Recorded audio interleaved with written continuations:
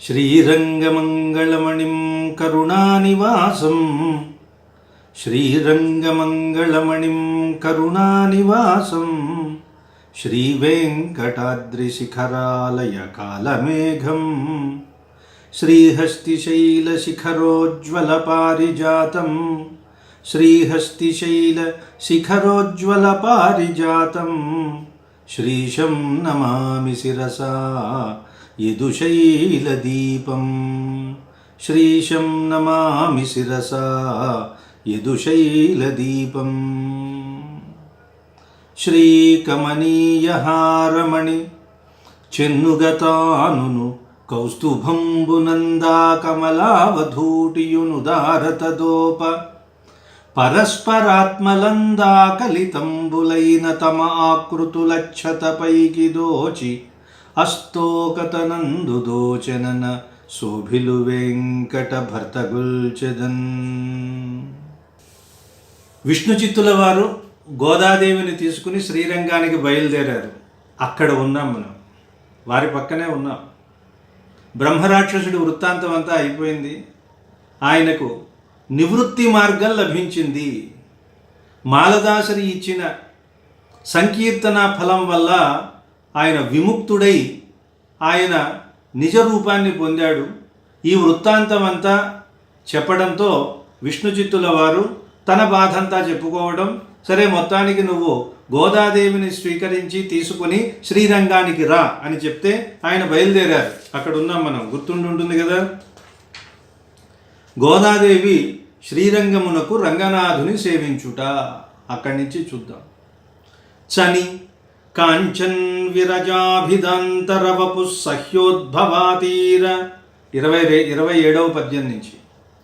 చని కాంచన్ విరజాభిదంతరవపు సహ్యోద్భవాతీర నందనవాటి వలయద్రుమావళిదళాంతదృశ్య పాపాళి భంజన చాంపేయ సుమాయమాన విషమస్వర్ణావృతివ్రాతరశ్మి నభస్పృక్ శిఖరాళి దీపకళికా శృంగంబు శ్రీరంగమున్ దీపకళికా శృంగంబు శ్రీరంగమున్.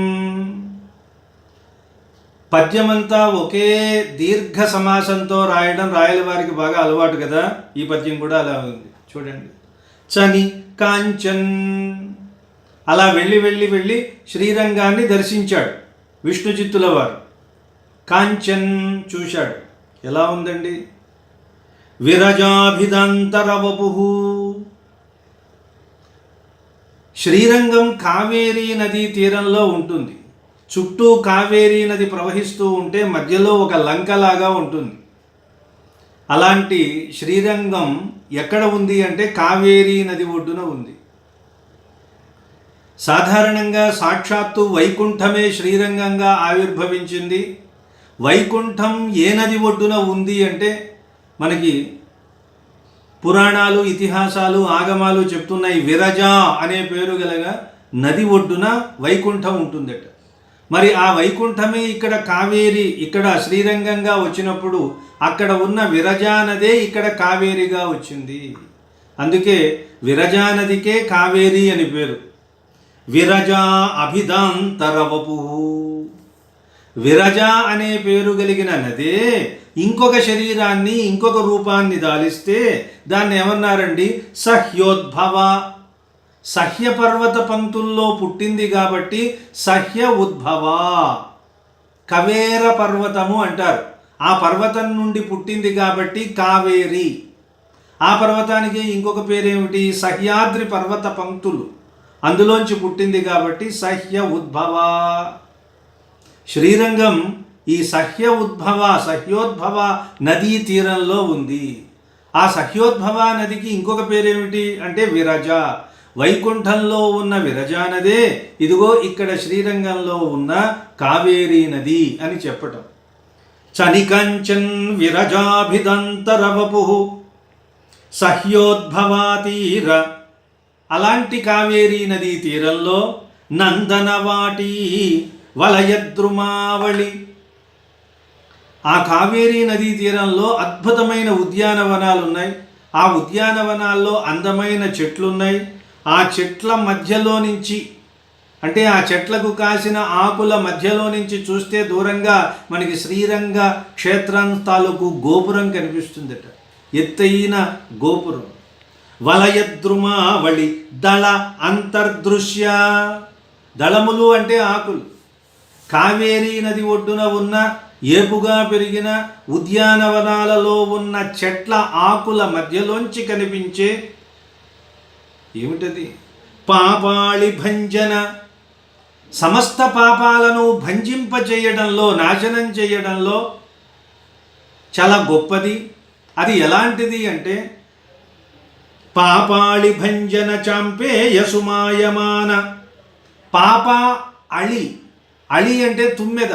పాపములు అనే తుమ్మెదలను నాశనం చేసే చాంపేయ అంటే సంపెంగ పువ్వు లాంటిది. తుమ్మెదలు సంపెంగ పువ్వు దగ్గరికి వెళ్ళవు. ఎందుకని? దాని ఘాటైన పరిమళానికి అవి భరించలేక చనిపోతాయి. ఇప్పుడు పాపాలను తుమ్మెదలతో పోలిస్తే అంతే కదా, పాపం కూడా చీకటి నలుపు, తుమ్మెదలు కూడా నల్లగా ఉంటాయి. అలాంటి పాపాలు అనే తుమ్మెదలకి చాంపేయ సుమాయమాన, చాంపేయ సుమంగా మారినటువంటి విషమ స్వర్ణావృతి వ్రాత. సమానమైన ప్రాకారాలు కావు, విషమ ప్రాకారాలు ఉంటాయి. అంటే సప్త ప్రాకార మధ్యే 7 ప్రాకారాలు ఉంటాయని శ్రీరంగంలో మనం చదువుకున్నాం కదా. అలాంటి 7 ప్రాకారాలతో ఉన్న ఆ ప్రాకారాలు ఎలా ఉన్నాయట? బాగా ఎత్తుగా ఉన్నాయి. వాటి రశ్మి, వాటి తాలూకు కాంతి నభస్పృక్, ఆకాశాన్ని స్పృశిస్తున్నాయట శ్రీరంగంలో ఉన్న ప్రాకారాల శిఖరాలు. అలా ఆకాశాన్ని స్పృశిస్తూ ఉంటే వాటి శిఖరాలి దూరం నుంచి మనం చూస్తే దీపకళికా శృంగంబు. పొడవుగా ఉన్న దీపం మీద, పొడవుగా ఉన్న ఒక దీపం మీద దీపస్తంభం ఉంటుంది. ఆ స్తంభం మీద దీపము పెడితే ఆ దీపాలు మొగ్గల్లాగా దూరం నుంచి కనిపిస్తే ఎలా ఉంటాయో అలా ఒప్పుతూ ఉన్న ఆ శ్రీరంగం తాలూకు శృంగాలు కలిగిన శ్రీరంగాన్ని దర్శించారు వాళ్ళు వెళ్ళి. చనికంచన్ విరజాభిదంతర వపు సహ్యోద్భవాతీర నందనవాటీ వలయద్రుమావళి దళాంతర్దృశ్య పాపాళి భంజన చాంపేయ సుమాయమాన విషమస్వర్ణావృతివ్రాతరశ్మి నభస్పృక్ శిఖరాళి దీపకళికా శృంగంబు శ్రీరంగమున్. ఎత్తైన శిఖరాలతో దీపకళికలాగా ఉన్న ప్రాకారాల శిఖరాలు కలిగిన ఆ శ్రీరంగాన్ని వీళ్ళు వెళ్ళి చూశారు. కావేరీ విరజాసేయం వైకుంఠం రంగమందిరం అని ప్రసిద్ధ ఉక్తి. కావేరీ నదే విరజానదండి, వైకుంఠమే రంగమందిరం అంటారు. మరి ఆ లోపల ఉన్న మహానుభావుడు ఎవరండి? పరవాసుదేవో రంగేశ. రంగంలో ఉన్న రంగనాథుడే పరవాసుదేవుడు. పర అంటే పరలోకంలో ఉన్న సాక్షాత్తు శ్రీమన్నారాయణుడు. ఆయనే ప్రత్యక్షం పరమం దైవం. ప్రత్యక్షం పరమపదంలో ఉన్న దైవమే ఇదిగో ఈ శ్రీరంగనాథుడు అని చెప్తూ ఉంటారు. అలాంటి విరజానది ఒడ్డులో ఉన్న వైకుంఠంలాగా ప్రకాశించే కావేరీ నది ఒడ్డున ఉన్న శ్రీరంగాన్ని దర్శించారు. మరి వెళ్ళిన తర్వాత అలసట ఉంటుందిగా. అలసట పోవాలంటే ఏమైనా కొంచెం సేద తీరడం అనేది ఉండాలి. ఎలా సేద తీరారు వీళ్ళు చూడండి. విష్ణు చిత్తుడు, తనతో పాటు బోళ్ళంతమంది భాగవతోత్తములు, తన కుమార్తె అందరూ వెళ్ళారు కదా. చోళీ హల్లకచిత కచ పాళీ పాళీ భవద్విపంచీశ్వన భృంగాళీ కవేరదుహిదృ మరాళీ ధ్వనులెసగగాట్పు ప్రతివడయుడిపెన్. ఎంత అందంగా రాశాడో చూడండి పద్యం. చోళీ హల్లకచిత కచపాళీ పాళీ భవద్విపంచీశ్వన భృంగాళీ కవేరు దుహిద్రుమరాళీ ధ్వనుల సగగాట్పు ప్రతి వడయుడిపెన్. వడ అంటే వేడి, వడగాలి, వడగాట్పు అంటాం కదా. ప్రతి వడ అంటే వీళ్ళు ప్రయాణం చేసి వచ్చిన తాలూకు అలసట ఉంటుందే, ఆ వేడిని మొత్తం పోగొట్టే. చోళీ, చోళదేశం అది. చోళదేశంలో ఉండే స్త్రీలను చోళీ అంటారు. ఆ చోళీ జనులు, అక్కడ ఉన్న స్త్రీలు కొప్పులలో అందమైన హల్లకాలు ధరించారు, ఎర్ర కలువ పువ్వులు పెట్టుకున్నారట. ఎర్ర కలువ పువ్వులు తలలో పెట్టుకుంటే పొడవాటి కేశ సంపద వస్తుంది అని కొన్ని శాస్త్రాలు చెప్తున్నాయి. జాగ్రత్త, చూడండి, మంచివి పెట్టుకోండి. చోళీ హల్లక చిత, చోళీ జనులు పెట్టుకునే కొప్పులలో ఉన్న ఎర్ర కలువ పువ్వులతో చిత అంటే నింపబడిన, దానివల్ల పెంపు చేయబడిన, ఖచ్చితంగా చెప్తున్నాడు రాయలవారు. చోళీ జనులు పెట్టుకున్న ఎర్ర కలువలతో పెంపొందిన అంటున్నాడు. ఏమిటి పెంపొందిండని? కచపాళి, అద్భుతమైన జుట్టు, కేశ సంపద పెరిగిందట వాళ్ళకి. దాంతో వాళ్ళు ఏం చేస్తున్నారు? పాళీభవత్ విపంచీశ్వన. పాళీభవత్ అంటే గుంపులు గుంపులుగా చేయబడిన, విపంచీశ్వన వీణాధ్వని లాంటి ధ్వని చేస్తూ భృంగాళి తుమ్మెదలు వస్తున్నాయి. అంటే వీళ్ళు వెళ్ళగానే ఆ ఊరిలో అంతటా తుమ్మెదలు బాగా వ్యాపించి అవి ఝుమ్ ఝుమ్ ఝుమ్ అని ఝుంకారం చేస్తూ ఉంటే, ఝుంకారం అనొచ్చు, ఝంకారం అనొచ్చు, అది ఎలా చేస్తే అలా, అది ధ్వని అనుకరణ శబ్దమే కాబట్టి రెండూ వాడుతూ ఉంటారు. ఝంకార ధ్వని, ఝుంకార ధ్వని, ఏదైనా సరే. అంటే వీళ్ళు ఆ శ్రీరంగంలోకి ప్రవేశించగానే తుమ్మెదలు గుంపులు గుంపులుగా దట్టంగా వ్యాపించి కనిపించాయి. అవి ఏం చేస్తున్నాయి? చక్కగా వీణాధ్వనిని విడంబిస్తున్నట్లుగా, అనుకరిస్తున్నట్లుగా అవి అందంగా ఝంకారనాదం చేస్తున్నాయి. ఎందుకు చేస్తున్నాయి? ఎప్పుడు వాటికి ఆనందం కలుగుతుంది అంటే మంచి పరిమళం. ఆ పరిమళం ఎక్కడుంది? పొడవాటి కేశ సంపద, అంటే పొడవాటి జుట్టు ఉంటే కదా అలాంటి ఎర్ర కలువ పువ్వు పెట్టుకుంటే ఉండడానికి, లేదంటే జారిపోతుంది. కలువ పువ్వు ఇంత పెద్దది ఉంటుందండి, మనకున్న జడ ఎంత ఉంటే అది ఎక్కడ నిలుస్తుంది? కాబట్టి ఆ చెప్పిన పువ్వును బట్టి వాళ్ళకి కేశ సంపద ఎంత ఉందన్నది కూడా మనం చూసుకోవాలి. జడ పదార్థం ఎలా ఉండాలి? చాలా దట్టంగా ఉండాలి, దిట్టంగా ఉండాలి, అలా ఉంది వాళ్ళకి. అలాంటి తుమ్మెదలు, ఆ తుమ్మెదలు ఎందుకు వస్తున్నాయి అంటే ఎర్ర కలువ పువ్వుల కోసం వస్తున్నాయి. అవి ఎక్కడున్నాయి? చోళీ జనులు అంటే చోళీలు వాళ్ళు ధరించినటువంటి కొప్పుల్లో ఉన్న ఎర్ర కలువలు, అదొకటి. అలా ధ్వని చేస్తూ ఉన్న తుమ్మెదల గుంపు వీళ్ళకి ఆనందాన్ని కొలిపింది. ఇక కవేర దుహితృ మరాళి ధ్వనులు. కవేర దుహితృ, దుహితృ అని ఒట్రుషుడిని ఎప్పుడు కూడా ఒత్తి పలకూడదు, దుహితృ తేల్చి పలకాలి. కవేర దుహితృ అంటే కవేర అనే పర్వతం నుండి పుట్టినటువంటి కుమార్తె కదా. దుహిత అంటే ఏమిటి? పుట్టింటికి వెళ్తుందట, వెళ్ళి అన్నీ తెచ్చేస్తూ ఉంటుంది. అలా తెచ్చేది దుహిత అన్నారు. ఊరికే వెళ్ళరు పుట్టింటికి ఆడవాళ్ళు. ఎందుకు వెళ్తారంటే అక్కడ ఏమన్నా దొరికితే సంచిలో వేసుకొచ్చేద్దామని. ఆ లక్షణం ఉన్న ఆవిడికి దుహిత అని పేరు. చోళీ హల్లకచిత కచపాళి పాళీ భవద్విపంచీశ్వన భృంగాళి కవేర దుహితృమరాళి. కవేర దుహితృ అంటే కావేరీ నది. ఆ కావేరీ నదిలో ఉన్న మరాళి హంసలు ధ్వనులు, ఈ రెండింటి ధ్వనులు ఎసగు గాట్పు. ఈ ధ్వనుల్ని తనలో నింపుకుని ఒక గాలి వీచిందట, చల్లని గాలి. కావేరీ నది మీద నుంచి వచ్చింది కాబట్టి చల్లని గాలి. ఆ గాలికి వీళ్ళ వ్రతి వడ ఊడిపెన్న. వ్రతి, వ్రతి అంటే వ్రతము గలవాడు వ్రతి. ఎవరైనా మన విష్ణుచిత్తుల వారు. విష్ణుచిత్తుల వారు ప్రయాణం చేసి వచ్చిన అలసట పోయింది. ఎందువల్ల పోయింది? చల్లని గాలి వీచిందండి. ఆ చల్లని గాలి ఎక్కడిది? కావేరీ నది మీద నుండి వచ్చింది. కేవలం గాలి మాత్రమే వచ్చిందా? లేదు, చల్లదనం ఉంది. చల్లదనంతో పాటు మంచి ధ్వనులు ఉన్నాయి. ఆ ధ్వనులు ఏ ధ్వనులు అంటే కావేరీ నదిలో ఉన్న మరాళి హంసల కలకూజితాలు అనే ధ్వనులు ఒకటి, అలాగే తుమ్మెదల ధ్వనులు. ఇవెక్కడవండి అంటే ఆ ఊళ్ళో ఉన్న స్త్రీలు ధరించిన కొప్పుల్లో ఉన్న ఎర్ర కలువ పువ్వుల వాసన కోసం వెళ్ళి ఆస్వాదించి మొత్తానికి ఝంకారనాదం చేస్తున్న తుమ్మెదల ధ్వనులు. దీంతో వాళ్ళ అలసట తీరింది. అలసట ఎప్పుడు తీరుతుందంటే మనం అనుకున్న గమ్యానికి చేరితే అలసట దానంతట అదే తీరిపోతుంది. ఎందుకంటే అదొక తృప్తి, అమ్మయ్య వచ్చేసాం కాబట్టి అలసట తీరుతుంది. మరి విష్ణు చిత్తుడు లాంటి వారు మహానుభావులు వచ్చినప్పుడు వాళ్ళకి మేళతాళాలు ఉండాలి కదా. ఆ మేళతాళాలే తుమ్మెద ధ్వనులు, హంసల యొక్క కూతలు అన్నమాట. అలా సహజంగానే ప్రకృతికి వాళ్లకు స్వాగతం ఇచ్చిందా అన్నట్లుగా శ్రీరంగానికి వాళ్ళు విచ్చేశారు. అతడు అఘమర్షణ స్నానము అమ్మరుద్వృతాంబువులనాడి మాద్యాహ్నికాది దీర్చి స్నాతయు అలంకృతయునౌ తనయను తోడుకొనుచు వైష్ణవ పరిషత్తు కొలువ నరిగి. అక్కడికి వచ్చిన తర్వాత ఆ కావేరీ నదిలోనే అతడు ఆ విష్ణుచిత్తుల వారు అఘమర్షణ స్నానాన్ని ఆచరించారు. అఘమర్షణము అంటే సర్వపాపాలను పోగొట్టే మంత్రపూర్వకంగా చేసే ఒక స్నానం. ఆ స్నానాన్ని చేశారు.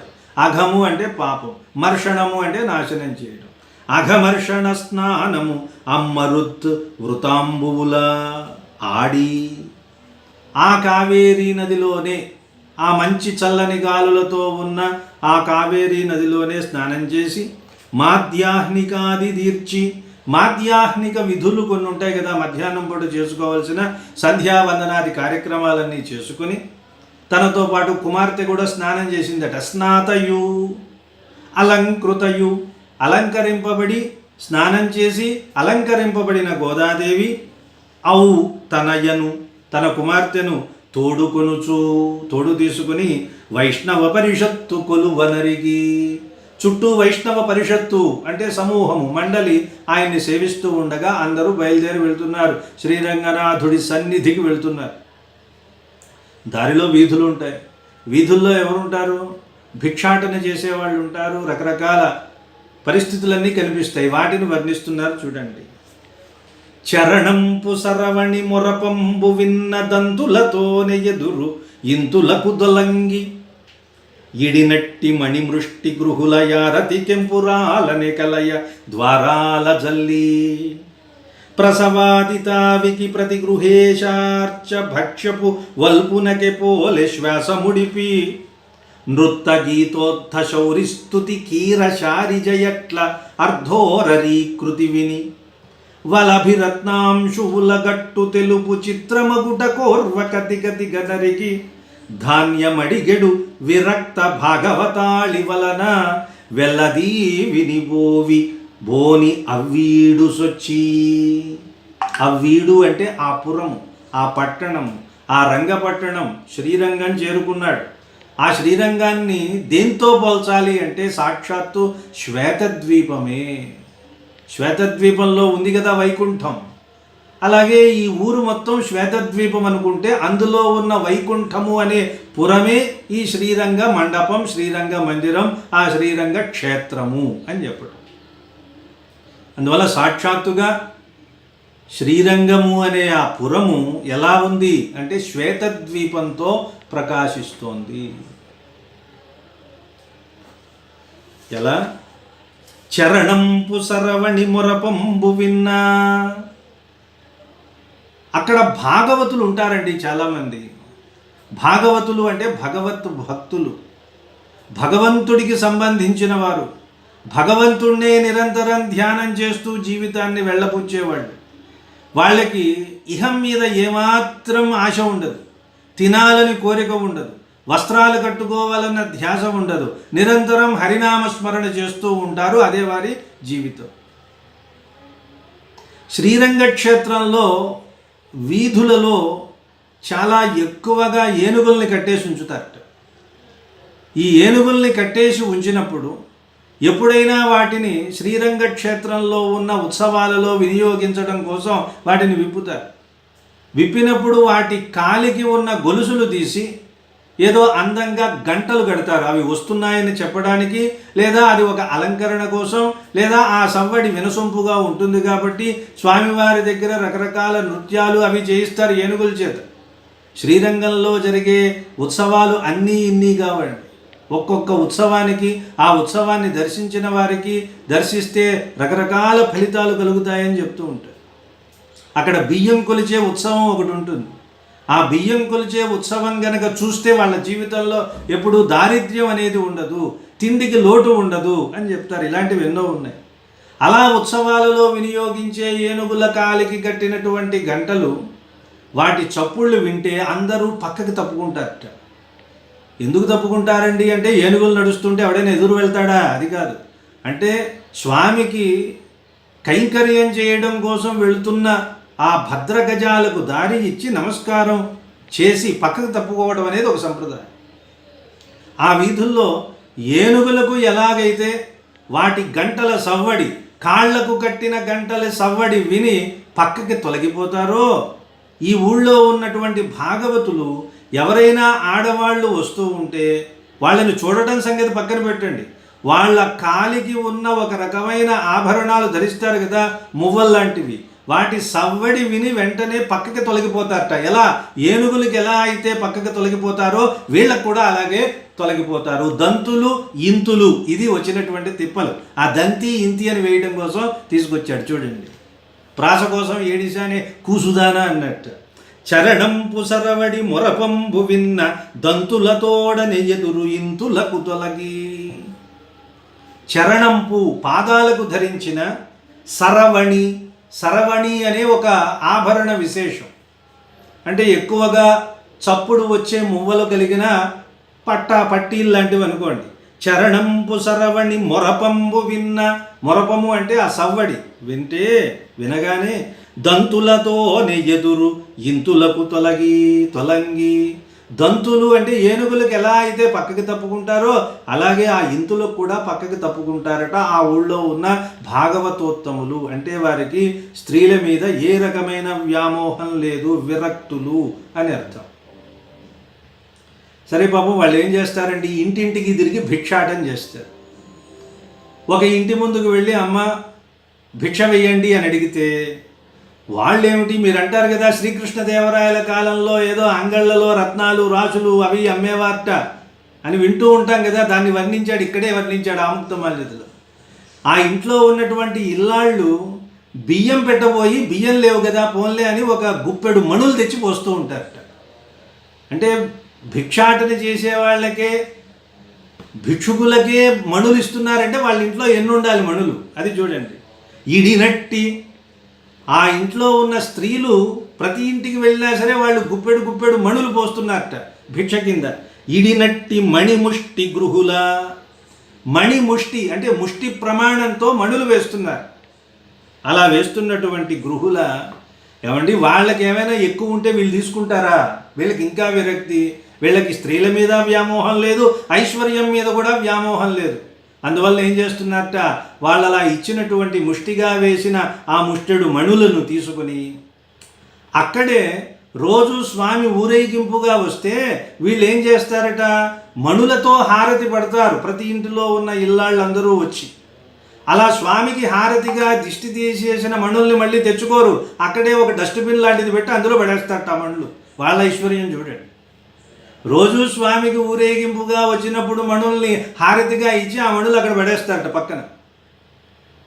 వీళ్ళు ఏం చేస్తారు, ధాన్యం ఇవ్వండి అమ్మా అని భిక్షాటన కోసం వస్తే వాళ్ళు గుప్పెడు మణులు తెస్తే ఈ మణులు మాకెందుకు అని ఈ మణుల్ని కూడా అదిగో అక్కడ హారతితో దిష్టి తీసేసిన మణుల్లో వేసేసి వాళ్ళు వెళ్ళిపోతారట, మాకు అక్కర్లేదండి. అలాంటి ఒక డస్ట్బిన్ మనకి ఇస్తే చాలు కదా, ఇంటికి ఒకటి ఉంటుందన్నమాట, వెళ్ళి తెచ్చుకోవడమే మణులు.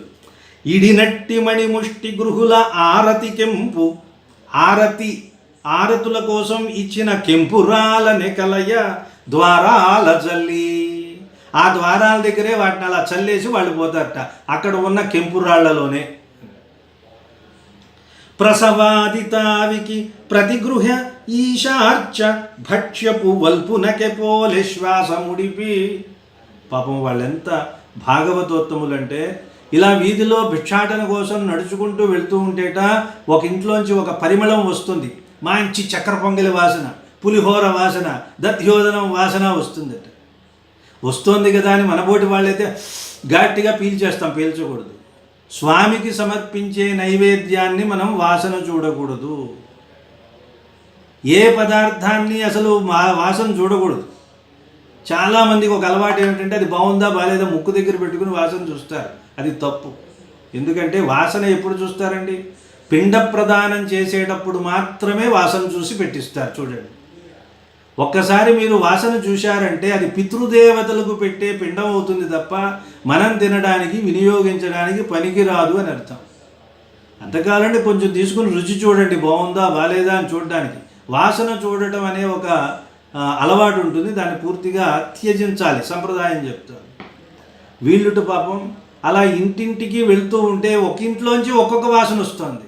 అయ్యో స్వామికి సమర్పించే నైవేద్యాన్ని మనం వాసన పీల్చకూడదని ఊపిరి బిగబెట్టి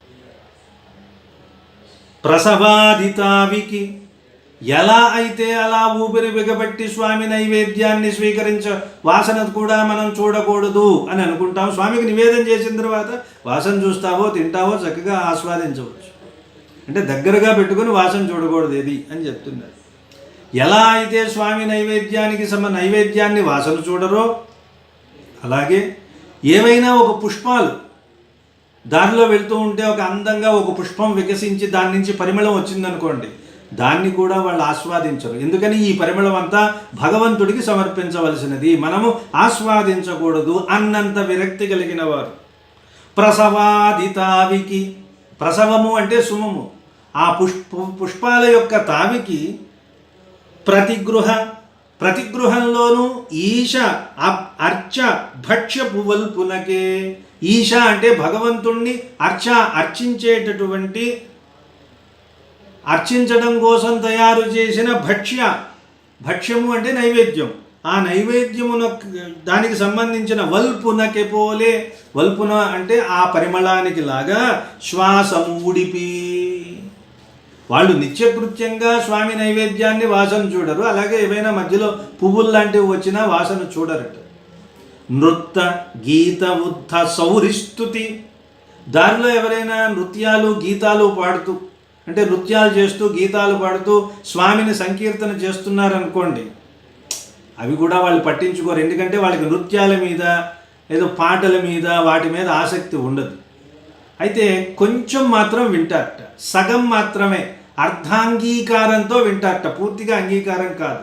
ఎందుకని? అందులో హరినామస్మరణ ఉంది కదా, స్వామినే కదా కీర్తిస్తున్నారు అని భగవన్నామస్మరణ ఉంది కాబట్టి ఆ మాత్రమైనా సగం విననట్టుగా ఉంటారు. లేకపోతే వాళ్ళకి పాటలు కానీ ఆటలు కానీ అంటే అవేవో చిలక పలుకులు లాంటివి, చిలక పాటలు లాంటివి, గోరింకలు పాడే పాటలు లాంటివే, వాటిని పెద్దగా పట్టించుకోరు వాళ్ళు. నృత్య గీత ఉద్ధ సౌరిస్తుతి, నాట్యాల ద్వారా గీతాల ద్వారా శౌరి అంటే విష్ణుమూర్తిని స్తుతి చేస్తూ ఉంటే వాటిని కీర శారిజ ఎట్ల, కీర సారిజ, శారి అంటే గోరువంక, కీర అంటే చిలుక, చిలుక గోరువంక ఈ రెండు ఎలా అయితే వాటి పాటలు వాటిని మనం పెద్దగా పట్టించుకోమో వాటి కింద తీసిపారేసి వాటి కింద జమకట్టి అట్లా అదేవిధంగా అర్ధ ఉరరీకృతిని విని సగం మాత్రమే అంగీకారంతో వింటారట, పూర్తిగా మనసు పెట్టి వినరు. ఈ చెప్పే లక్షణాలన్నీ శ్వేతద్వీపంలో ఉంటాయండి. శ్వేతద్వీపంలోకి వెళ్ళగానే నా కేశవాత్పరం, కేశవుడి కంటే పరమైన దైవం లేడు అని అక్కడ చిలుకలు గోరువంకలు విష్ణువే అంతటా వ్యాపించి ఉన్నవాడు ఇత్యాది విషయాలన్నింటినీ అక్కడ చిలుకలు గోరువంకలు చెప్తుంటాయి అని శ్వేతద్వీప వర్ణన చేస్తారు. వలభిరత్నాంశువులగట్టు తెలుపు చిత్రమగుట కోర్వక, పాపం వాళ్ళు భిక్షాటన కోసం ప్రతి ఇంటి ముందుకు వస్తారండి. ఆ ఇంటికి చూరులు ఉంటాయి కదా, ఆ చూరులు ఇలా ముందుకు వస్తాయి. ఆ చూర్లలో ఆ ఇంటి వాళ్ళు ఏం చేస్తారట, అందంగా ఉండడం కోసం ఎర్రని మణులు కెంపులు అవి పొదిగి ఆ చూరుల్ని తయారు చేశారు. వలభి అంటే చూరు, ఆ చూరుల్లో పొదిగిన రత్న అంశువుల ఎర్రని కిరణాలు వీళ్ళ మీద పడుతున్నాయి. మరి చూరు కింద నిలబడ్డారు భిక్షాటన కోసం, వాళ్ళు తెచ్చే వరకు ఆగాలి కదా. వీళ్ళు ఏ వస్త్రాలు కట్టుకున్నారు? తెల్లని వస్త్రాలు కట్టుకున్నారు. అలా నిలబడేసరికి ఆ చూరుల్లో ఉన్న రత్నాల కాంతులు వీళ్ళ మీద పడి వీళ్ళ వస్త్రాలు ఎర్రగా కనిపిస్తున్నాయి. దానికి వీళ్ళు తట్టుకోలేకపోతున్నారు. ఎందుకంటే సాత్వికులు, బ్రాహ్మణులు, బ్రహ్మజ్ఞాన సంపన్నులు శ్వేత వస్త్రాలు ధరించాలి, క్షత్రియులు ఎర్రని వస్త్రాలు ధరించాలని శాస్త్రం చెప్తుంది. అంటే ఎరుపు అనగానే రజస్సు, తెలుపు అనగానే సత్వం. వలభి రత్నాంశువుల కట్టు తెలుపు, కట్టు తెలుపు అంటే వాళ్ళు కట్టుకున్నటువంటి వస్త్రాలలో ఉన్న తెల్లదనం. చిత్రమగుట కోర్వక, చిత్రము అంటే ఎర్రగా ఉండటం, దానికి ఓర్వక దిగ నరిగి వెంటనే వెళ్ళిపోతారు, ఎక్కువసేపు అక్కడ ఉండరు. ఎందుకోసం వస్తున్నారు వీళ్ళు? ఏ ఇంటికి వెళ్ళినా వాళ్ళకి ఐశ్వర్యం బాగా ఎక్కువ ఉండి రత్నాలు ముత్యాలు అవన్నీ వేస్తున్నారట. రోజుకో రత్నం వేస్తున్నారు. 9 రోజులు వెళ్తే నవరత్నాలు వచ్చేస్తాయి, ఉంగరం చేయించేసుకోవచ్చు. మాకు అవన్నీ వద్దమ్మా, మాకు ధాన్యం పెట్టండి అని ధాన్యం మాత్రమే అడుగుతారట. అలా అడిగి ధాన్యమడిగెడు విరక్త భాగవతాళి వలన. విరక్త భాగవతాళి, ఈ శరీరం మీద కానీ ప్రపంచం మీద కానీ కోరికల మీద కానీ ఏమాత్రం రక్తి లేనివారు, అటువంటి భాగవతోత్తముల వలన ఇలాంటి వాళ్ళు ఉన్నారు. కాబట్టి వెల్లదీవిని బోని, శ్వేతద్వీపం అంటానికి అచ్చతెనుగు పదం ఎంత అందంగా వాడాడు చూడండి. వెల్లదీవి, ద్వీపాన్ని దీవి అన్నాడు. వెల్ల శ్వేత, వెల్లదీవిని బోని అవ్వీడు సొచ్చి. విష్ణు చిత్తుల వారు గోదాదేవిని తీసుకుని మిగిలిన భాగవతోత్తములందరితో కలిసి వీధుల్లో వెళ్తూ ఉంటే ఇలాంటి వాళ్ళు కనిపించారట. ఆహా అనుకున్నారు. శ్వేతద్వీప వాసులు కూడా అలాగే ఉంటారు. శ్వేతద్వీప నివాసులందరూ, శ్వేతద్వీపంలో ఉన్న వాళ్ళందరూ ఎలా ఉంటారట? శరజ్జీమూత రేఖాసిత స్పీతాకారులు, శరత్కాలంలో ఉన్న మేఘంలాగా స్వచ్ఛంగా తెల్లని శరీరాకృతుల్ని కలిగి ఉంటారట. ఘోర దుర్భర జరాపేతుల్, వాళ్ళకి ఘోరమైన భయంకరమైన దుర్భరమైన జర వృద్ధాప్యం లాంటివి ఏవీ రావు. మరి ఏం చేస్తారు ఇప్పుడు? హరిధ్యాన సంజాత ఆనంద నిరూఢులు, నిరంతరము హరినే ధ్యానం చేస్తూ ఉండడం వల్ల దానివల్ల కలిగిన ఆనందంతో ప్రసిద్ధి చెందిన వారై ఉంటారు. ఊర్జిత యశస్ సంభావ్యులు, గొప్ప పేరు ప్రతిష్టలు తెచ్చుకున్న వారై ఉంటారు. అంభోజ సంభూతేంద్రాది సమస్త దేవ పరిషత్ పూజానమస్యోచితుల్, ఇంద్రాది దేవతలు కూడా అక్కడికి వస్తే వీళ్ళకి నమస్కారం చేయవలసిందే. అంతటి గొప్పతనం శ్వేతద్వీపంలో ఉన్న వాళ్ళకి ఉంటుంది. గోపుర కందరాళి కడకు, గోపుర కందరాళి కడకున్ శశి పుష్కరిణీ కణార్ద్ర సంతాప హరానిలంబులు విమానరణన్మణి కింకిణీ కలాపములన్ సుఖంబడుగా లాలసజొచ్చి అకాండ గాహనాచాపల కృన్మరుద్గణము చెండుడదల్చెడులో నివాకిటన్. మెల్లిగా వీధుల్ని దాటి దాటి రంగమండపం దగ్గరికి వెళ్తున్నారు. 7 ప్రాకారాలు ఉంటాయి. ఆ ప్రాకారాల లోపల నుంచి లోపలికి వెళ్తున్నారు. ఆ ఒక్కొక్క ప్రాకారము ఎలా ఉందంటే ఒక్కొక్క గుహలాగా ఉంది. గోపుర కందరాళి, కందరము అంటే గుహ, గుహల్లాగా ఉన్నటువంటి ఆ గోపురాలని దాటి కడకున్, వాటి దగ్గరికి వెళ్ళారు. ఎలా? శశి పుష్కరిణీ కణార్ద్ర సంతాపహరానిలంబులు, అక్కడ ఒక విచిత్రం జరుగుతోంది. ఎత్తైన గోపురాలు అవి గుహల్లాగా ఉన్నాయి. వాటి మీదకి పక్కనే ఉంటుంది చంద్ర పుష్కరిణీ నది, శ్రీరంగంలో ఉన్న కోనేరు పేరు. దాన్నే శశి పుష్కరిణి అన్నాడు. శశి పుష్కరిణి అంటే చంద్ర పుష్కరిణి. చంద్ర పుష్కరిణి కణార్ద్ర సంతాప హరానిలంబులు, చంద్ర పుష్కరిణి నుంచి వస్తున్నటువంటి చల్లని గాలులు మనలో ఉన్న తాపాలన్నింటినీ పోగొడతాయట. అటువంటి గాలులు విమాన రణన్ మణికింకిణీ కలాపములన్, వీళ్ళు వెళ్ళగానే అలాంటి చల్లని గాలులు వచ్చాయండి. దాంతోపాటు శబ్దాలు కూడా వచ్చాయి. ఆ శబ్దాలు ఎలా వచ్చాయి? చంద్ర పుష్కరిణీ నదిలో నుండి, నదిపై నుండి చల్లగా వీస్తున్న గాలి వెళ్ళి శ్రీరంగ ఆ ప్రాకారం పైన ఉన్న గోపురాల లోపల ఉంటుంది. విమానము అంటారు. విమానము అంటే ఎత్తుగా ఉండేదని అర్థం. వి అంటే పక్షి, పక్షితో మానము సమానమైనది విమానము, పక్షిలాగా ఎగురుతుంది కాబట్టి విమానం. మన ఇంటికి కూడా ద్వారంలో పైనున్న గడపకి విమానం అని పేరు. ఇంకా పైకి వెళ్తే కప్పుకి విమానం అని పేరు. ఇంకా పైకి వెళ్తే గోపురానికి విమానం అని పేరు. అంటే మన ఉన్న భవన సముదాయంలో ఏది ఎత్తుగా ఉంటుందో దాన్ని విమానం అనడం ఒక సందర్భం. గోపుర కందరాళి కడకున్ శశి పుష్కరిణీ కణార్ద్ర సంతాపహరానిలంబులు. శ్రీరంగంలో ఉన్న గుహల్లాగా ఉన్న గోపురాల దగ్గరికి చంద్రపుష్కరిణీ నదిలో నుంచి ఆ నదీ కణములు అంటే ఆ బిందువుల నుంచి ఆర్ద్ర చల్లనైన సంతాపాలని పోగొట్టే అనిలంబులు అంటే గాలులు వీచడంతో అవి వెళ్ళి విమాన రణత్ విమానంలో ఉన్న రణత్ మణికింగిణి ఆ ఆలయ గోపుర విమానానికి అందం కోసం అలంకరించారు చిన్న చిన్న గంటలు. ఈ గాలి వెళ్ళి ఆ గంటల్ని కదిలించింది. అవి గణగణ మోగాయి. గాలి వల్ల చల్లదనం, ఆ గంటలు గణగణ మోగటంతో ఇది ఎలా ఉందంటే మనం ఎవరైనా మన ఇంటికి వస్తే బాగున్నారా, ప్రయాణం బాగా జరిగిందా అని అడుగుతాం కదా, అని అడిగినట్టుగా ఉంది ఆ గంటల చప్పుళ్ళు. ఎంత అందమైన ఊహ చేశాడు చూడండి. విష్ణుచిత్తుడు గోదాదేవి వచ్చారు కదా, మీ ప్రయాణం బాగా జరిగిందా అని అడిగినట్లుగా ఉందట. సుఖంబడుగా సుఖ సమాచారం అడిగినట్లుగా ఉండగా లాలసజొచ్చి వీళ్ళు చాలా ఇష్టంతో లోపలికి వెళ్ళారట. అంతే కదా, ఇంటికి రాగానే ఆహా ఎంత కష్టపడి వచ్చారండి, రండి రండి, పాపం అలసిపోయినట్టున్నారే అని మనం ఆప్యాయంగా పిలిచామనుకోండి, వాళ్ళు ఆనందంగా లోపలికి అడుగు పెడతారు. వీళ్ళు కలకాలం బాగుండాలి, చాలా చక్కగా ఉండాలి, ఐశ్వర్యంతో ఉండాలి. రాగానే మనం మాడు మొహం పెట్టుకుని ఎందుకు వచ్చాడు, తగలడ్డాడు, దిగబడ్డాడు అనుకుని తిట్టుకుంటూ మొహం ఇలా పెట్టుకుని రమ్మన్నాం అనుకోండి, వాడు తిట్టుకుంటాడు.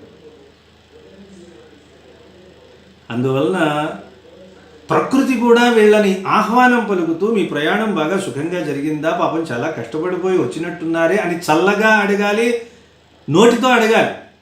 అందువల్ల ఆ నోటి మాటలే అక్కడ మోగుతున్న గంటలు అన్నాడు. ఆ గంటలు మోగడానికి కారణం ఏమిటి? చల్లని గాలులు. అంటే మనలో ఒక ఆర్ద్రత ఉంటేనే అలా ప్రీతిపూర్వకంగా అడుగుతాం. అలా అడగా లాలసజొచ్చి అకాండ అప్పుడే గాహనా చాపల కృన్మరుద్గణము. ఏమిటా గడప అంటే ఏమిటనుకుంటున్నారు? ఒక్కొక్క ప్రాకారం దాటి వెళ్తూ ఉంటే రోజు ఎవరు వెళ్తారు దాటి? దేవతలందరూ క్రిక్కిరిసి వెళ్తూ ఉంటారు, తోసుకుంటూ తోసుకుంటూ తోసుకుంటూ స్వామి దర్శనం కోసం. సుప్రభాతంలో చెప్తాడు కదా, సేవా పరా శివ సురేశ కృషాను ధర్మ రక్షోంబునాథ పవమాన ధనాధినాథ త్వద్దాసదాస చరమావధి దాసదాసాహ ఏదో ఉంటుంది. బద్ధాంజలి ప్రవిలసన్నిజ శీర్షదేశా అంటే పరమేశ్వరుడు మొదలైనటువంటి దేవతలందరూ ఒకరినొకరు తోసుకుంటూ తోసుకుంటూ వచ్చేటటువంటి మంటపం. మరి అక్కడ వైకుంఠంలో ఎలా వస్తారో ఇక్కడ కూడా అలాగే వస్తారు కదండి. ఆయన వచ్చి ఇక్కడ కూర్చున్నాడు, శ్రీరంగ క్షేత్రంలో ఉన్నాడు కాబట్టి మరుద్గణము అదే సమయంలో రోజు అక్కడికి వచ్చి క్రిక్కిరిసి ముందుకు వెళ్ళిపోతూ ఉంటారట. ఆ మార్గంలోకి వీళ్ళు వెళ్ళారు. అక్కడ ఒక ఆయన ఉంటాడు, చండు అని, అక్కడ ద్వారపాలకుడు. చండు అదులుస్తూ ఉంటాడు, మీరంతా క్యూలో రండి, ఏమిటి ఇలా వస్తున్నారు అలా వస్తున్నారు. ఇంద్రుడు వస్తూ ఉంటాడట, నేను చాలా దేవతలందరికీ అధిపతిని కదా అని వివిఐపి దర్శనం కోసం అని ముందుకు వచ్చి దూరిపోతూ ఉంటాడట. వెంటనే విశ్వక్సేనుడు వచ్చి బెత్తంతో వీపు మీద ఒక్కటేసి వెళ్ళి వెనక్కి వెళ్ళి అంటాడు. నువ్వు ఇంద్రుడు అయితే గొప్ప ఏమిటయా? ఎక్కడ చెప్తాడు? అక్కడ విదురుడు చెప్తాడు. మీ నాన్న అర్జునుడికి చెప్తాడు, మీ నాన్న వైకుంఠంలోకి వెళితే వీపు మీద ఒక్కటి వేసి క్యూలో నిలబడమంటారయ్యా ఆయన దర్శనం కోసం. ఆయన వచ్చి ఇప్పుడు నీకు నీ గుర్రాలు వేసినటువంటి పేడగళ్ళు ఎత్తుతున్నాడు, నీకు రథసారథిగా చేస్తున్నాడు, మీకు విలువ తెలియటం లేదు అని శ్రీకృష్ణ నిర్యాణం అప్పుడు భాగవతంలో ఉంటుంది ఆ ఘట్టం. అర్జునుడు ఏడుస్తాడు, అప్పుడు ఏడ్చినప్పుడు చెప్పినటువంటి వృత్తాంతం. సరే, గోపుర కందరాళికడకున్ శశి పుష్కరిణీ కణార్ద్ర సంతాప హరానిలంబు విమాన సరణిన్ విమాన రణత్ అంటే మోగుతున్న, విమానం మీద రణత్ మోగుతున్న మణికింకిణీ కళాలాపములన్, కళా మధురమైన ఆలాపము అంటే శబ్దాలతో సుఖం బడుగా వాటితోనే సుఖంగా వచ్చారా అని అడుగుతూ ఉండగా లాలసచొచ్చి, లాలస అంటే బాగా ఇష్టం, దాంతో చొచ్చి అకాండ గాహనా చాపల కృత్ మరుద్గణము. అకాండ ఆ సమయంలోనే గాహనా లోపలికి వెళ్ళాలనే చాపల తొందరపాటుతో ఉన్న చాపల కృత్ అంటే తొందరపాటుతో ఉన్న మరుత్గణము దేవతాగణాన్ని చండు అనే పేరు కలిగిన ద్వారపాలకుడు అదలుస్తూ ఉండేటటువంటి లోని వాకిటన్, లోపల ఉన్న వాకిట్లోకి వెళ్ళారు వీళ్ళు. అక్కడ ఇంకొక ఆయన ఉన్నాడండి మహానుభావుడు. ఎవరైనా వేత్రహస్తుడు చదివారుగా మీరు. పూని ముకుందునాజ్ఞ కనుబొమ్మని గంచి అజండ భాండముల్వానను మీద పోవ నడువన్గొనె తన్నన అగ్రనిశ్చలత్వానచలత్వనిష్టలే సమస్త జగమ్ముల జడ్జచేతనల్గానుతికెక్కు సైన్యపతి కాంచనవేత్రమునాశ్రయించెదన్. బంగారపు బెత్తం పట్టుకుని ఒక ఆయన తిరుగుతూ ఉంటాడు. సప్త ప్రాకార మధ్యే, ఆ రంగమండపానికి ముందు ఉంటాడట. నిజానికి వైకుంఠంలో స్వామి అధిపతి అంటే కాడన్నారు. వైకుంఠం మొత్తానికి అధిపతి ఎవరు అంటే విశ్వక్సేనుల వారు, రాజు. మరి స్వామి ఎవరండి అంటే ఆయన యువరాజండి అన్నారు. ఎందుకంటే రాజుగారికి తలనొప్పులు ఉంటాయండి, యుద్ధాలు చేయాలి, ఎవరైనా వస్తే మీటింగులు పెట్టి గంటలు గంటలు వాళ్ళతో సమాధానాలు చెప్పాలి, ఇవన్నీ ఉంటాయి. యువరాజుకి ఏముండవు. రాజుకు ఉండే భోగాలన్నీ అనుభవిస్తాడు, కష్టాలు ఉండవు. అందువల్ల భగవంతుణ్ణి మనం రాజులా చూసుకోకూడదు, యువరాజులాగా చూసుకోవాలి. స్వామి మీరు అలా ఉండండి, మేము చూసుకుంటాం కదా అని మొత్తం విశ్వసేనుడే చక్కబెట్టేస్తాడు. చివరికి ఎప్పుడో 1-2 నిమిషాలు సమయం ఇస్తాడండి. ఆయన ఇవన్నీ భరించలేడు, ఈ తలనొప్పులన్నీ. ఎంతమంది పుట్టారండి, ఇంతమంది పోయారండి, ఇంత అవినీతి అండి, వాడండి వీడండి, ఈ తలనొప్పులన్నీ ఎందుకు? అబ్బే 1 నిమిషం 2 నిమిషాలు రాత్రి పవళింపు సేవప్పుడు ఇస్తే విశ్వక్సేనుడు అంతా సిద్ధం చేసి ఇలా చూపిస్తాడనమాట. వెంటనే ఆయన సంతకం పెట్టేస్తాడు, అంతే. చూడను కూడా చూడు. అంటే విశ్వక్సేనుడు ఎంత గొప్ప అధిపతో చూడండి, అంత నమ్మకం. అంటే స్వామికి ఉన్న సర్వ సైన్యాధ్యక్షుడే కాదు, వైకుంఠానికి అధినాథుడు విశ్వక్సేనుడు అని చెప్తారు. ఆయన చెప్పిందే శాసనం. అటువంటి విశ్వక్సేనుడు కూర్చున్నాడు అక్కడ ముందు. ఆయన్ని దాటి వెళ్ళాలి, ఆయన దగ్గరికి వెళ్ళాలంటే. వేత్రముకేలబూని, అది ముందు వేత్రం చూపించాడు. ముందు ఆ బెత్తాన్ని చూసి వెనక్కి వెళ్ళిపోతారు. అప్పటి వరకు డిసిప్లిన్ లేకుండా వచ్చిన వాళ్ళంతా అక్కడ మాత్రం క్యూ బ్రహ్మాండంగా కట్టేస్తారు. వేత్రముకేలబూని మణివేదిన్ కుదంబుపయిన్ సితాంబురుణ్ణేత్రుని ముద్రవేల్మెరయ నిశ్చలులై ఇరుమై మనాంగ్నమద్గాత్రుల దంతి వక్తృల శతంబు వినీతి భజింపనొప్పు తత్సూత్రవతీషు వందనముతోగని ఆతడు భక్తి చేయగన్. సూత్రవతీషు, విశ్వక్సేనుడి భార్య పేరు సూత్రవతి. ఆ సూత్రవతీషుడైన సూత్రవతీ కళత్రు ఉదార చరిత్రు కొల్చెదన్ అని కవులు వర్ణించారు. సూత్రవతి భర్త అయిన విశ్వక్సేనుల వారు ఏం చేస్తారట? వేత్రము కేలబూని, చేతిలో వేత్రము అంటే బెత్తం, బంగారపు బెత్తం చేత్తో పట్టుకొని అక్కడ ఒక మణివేది, మణులతో తయారు చేసిన ఒక పీఠం ఉంటుందట, వేదిక. దాని మీద కూర్చుని ఉంటాడు ఆయన. ఆ వేదిక మీద ఒక మంచి పట్టు వస్త్రం లాంటిది, ఒక కంబళి లాంటిది, దర్భాసనం లాంటిది వేసి ఉంటుంది. దాని మీద కూర్చుంటాడు. కుదంబు అంటే ఒక కంబళం, అంటే మెత్తగా ఉండే ఒక ఆసనం. దాని మీద సిత అంబురుణ్ణేత్రుని ముద్ర వేల్మెరయా. ఇప్పుడు ఏదో చూడండి, ఉద్యోగస్తులకు లోపల మూర్ఛపిళ్ళ రోగిలాగా ఐడి కార్డు ఒకటి ఉంటుంది, మెళ్ళ వేసి తిరుగుతూ ఉంటారే, అట్లా విశ్వక్సేనుల వారికి చేతి వేలికి ఒక ఉంగరం ఉంటుందట. ఆ ఉంగరం మీద ఎవరి ముద్ర ఉంటుందంటే ఆయన ముద్ర. ఎవరైనా యువరాజు గారు ఉన్నారు కదా, పుండరీకాక్షుడు. ఆ పుండరీకాక్షుడిని ఏమన్నాడు? సిత అంబురుట్ నేత్రుడు. సిత తెల్లని, అంబురుట్ పద్మాల్లాంటి నేత్రాలు కలిగిన వాడు. అంటే శ్రీమన్నారాయణుడి ముద్ర లిఖించిన వ్రేల్మెరయ, అలాంటి ముద్రతో ఉన్న అంగుళీయకాన్ని పెట్టుకున్న వేలుతో ఆయన ఇలా కూర్చుంటాడట. అంటే అదే రాజచిహ్నం అన్నమాట. అది పెడితేనే ఓపెన్ అవుతుంది ఏదైనా సరే, అంతే కదా. ఏదో చూపిస్తే కదా, ఆ నెంబర్ చెప్తే ఓపెన్ అయినట్లుగా ఆ ఉంగరం పెడితే అన్నీ ఓపెన్ అయిపోతాయి ఆయనకి.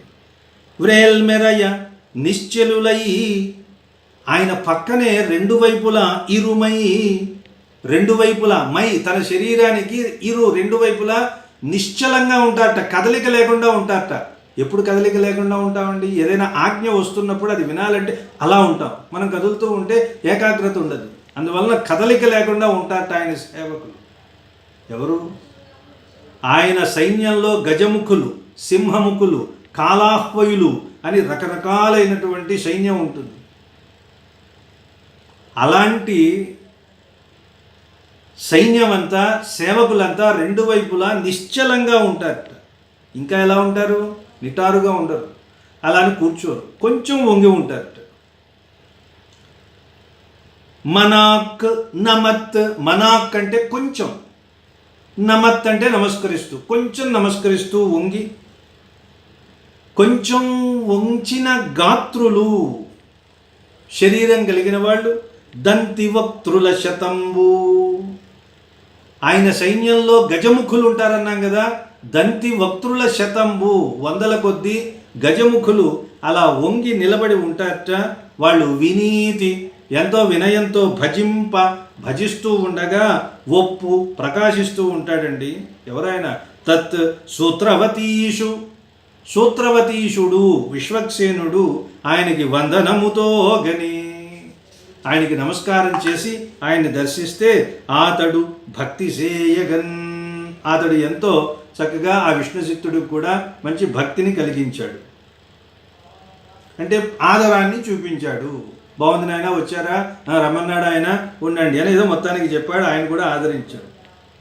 ఆయన్ని దాటుకుని వెళ్తే ఇంకొక ఆయన ఉంటాడు దగ్గరగా. ఎవరాయన? అవిదిత పురందరాయుధంబైన కనక శిఖరియును పోలె నెరకల చిగులు దెసల నింగి నీరెండగాయు వేదాంగు వినతసుతుని నతిగాంచి మగుడ తన్నతియుగాంచి. కొంచెం ముందుకు వెళ్ళగానే అక్కడ ఉన్నాడు గరుత్మంతుడు ఉంటాడు.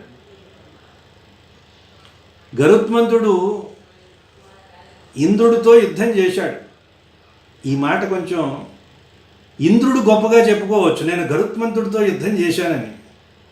కానీ గరుత్మంతుడు ఆ మాట చెప్తే ఆయనకు అవమానం. అది యుద్ధం చేయలే. గరుత్మంతుడు ఇంద్రుడితో యుద్ధం చేయటం ఏమిటండి?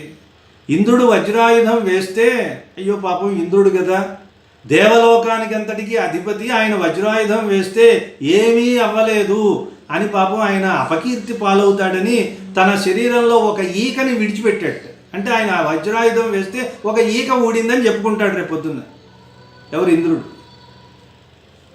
ఇంద్రుడికి ఒక ఈక వైచిన బలశాలి.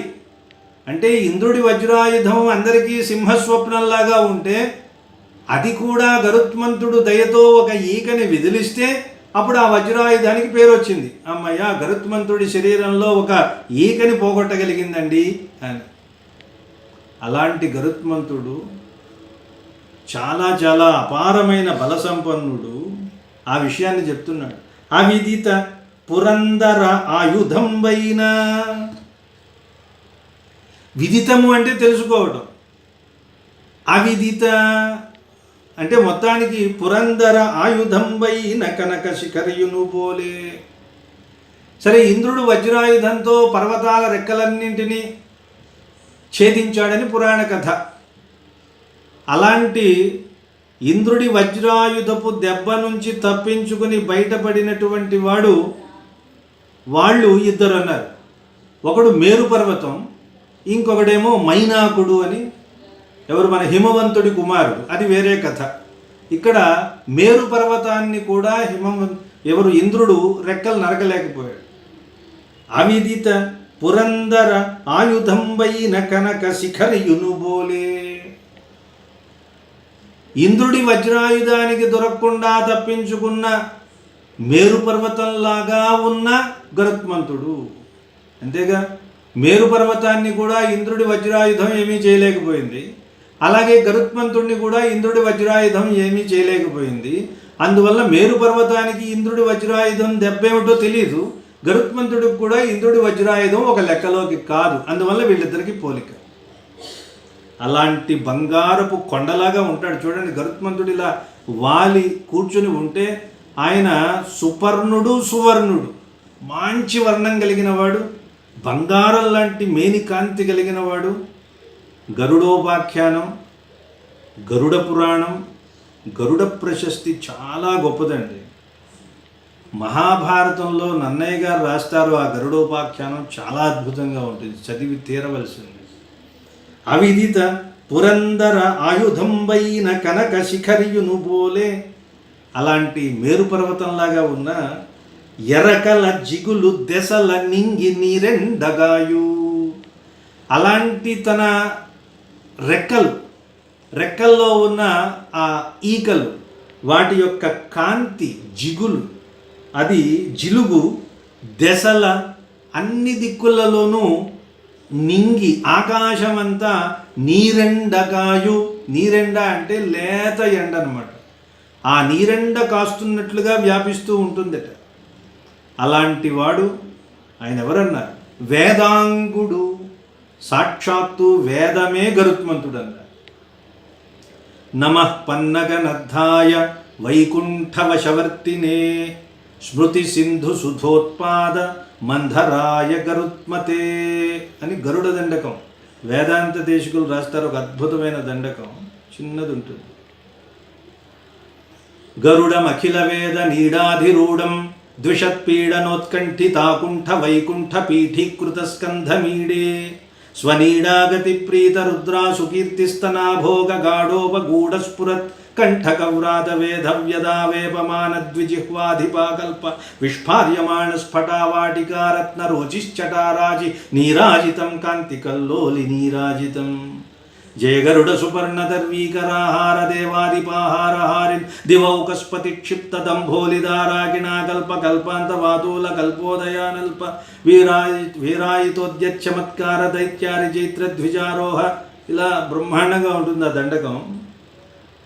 గరుత్మంతుడు చేసినటువంటి సాహసోపేతమైన కృత్యాలు, ఒక ఆదర్శవంతుడైన కుమారుడు, ఒక ఆదర్శవంతుడైన అన్న, ఒక ఆదర్శవంతుడైన స్వామి భక్తుడు, ఒక బల సంపన్నుడు, తల్లిదండ్రుల పట్ల ప్రేమ అభిమానాలు కలిగిన వాడు, మాతృభక్తి, పితృభక్తి, గురుభక్తి ఒకటేమిటి, మొత్తం పురాణాలన్నింటిలో గరుడుణ్ణి తీసుకుని చూస్తే అంత అత్యున్నతమైన పాత్ర మనకు కనిపించదన్నమాట. అలాంటి గరుత్మంతుడు ఎవరట? వేదాంగుడు అన్నాడు. వేదమే శరీరంగా కలిగిన వాడు వేదాంగుడు. విష్ణుమూర్తి వేదవేద్యుడు అని పేరు కదా. నిజానికి మళ్ళీ మనం లోపలికి వెళ్ళినట్టయితే ప్రతి దేవతకి వాహనము అంటే శబ్దమే వాహనం అని చెప్పాలి. భగవంతుణ్ణి మనం ఎలా ఆరాధన చేస్తాం? రూపం ఉందంటాం. ఆ రూపాన్ని మనం ఎలా తెలుసుకుంటున్నాం? మంత్రాధీనంతు దైవతం, మంత్రం ద్వారానే భగవంతుణ్ణి మనం పిలుస్తున్నాం. లేకపోతే ఎలా పిలవాలో తెలియదు కదా మనకి. అలాంటి మంత్రం ద్వారా భగవంతుణ్ణి మనం పిలుస్తున్నామంటే ఆ మంత్రమే వాహనం అన్నారు. ఆ మంత్రం మనం చెప్పాలి అంటే మనకు తెలియదు కాబట్టి ప్రతీకాత్మకంగా వాహనాల రూపంలో పెట్టారు. శివుడు అంటే నంది వాహనం అన్నారు, విష్ణుమూర్తి అంటే గరుత్మంతుడు వాహనం, బ్రహ్మదేవుడు సరస్వతి వీళ్ళిద్దరికీ హంస వాహనం. అంటే భగవంతుడు మంత్రం ద్వారా శబ్దం ద్వారా వస్తాడు కాబట్టి ఆ శబ్ద బ్రహ్మమే వాహనము.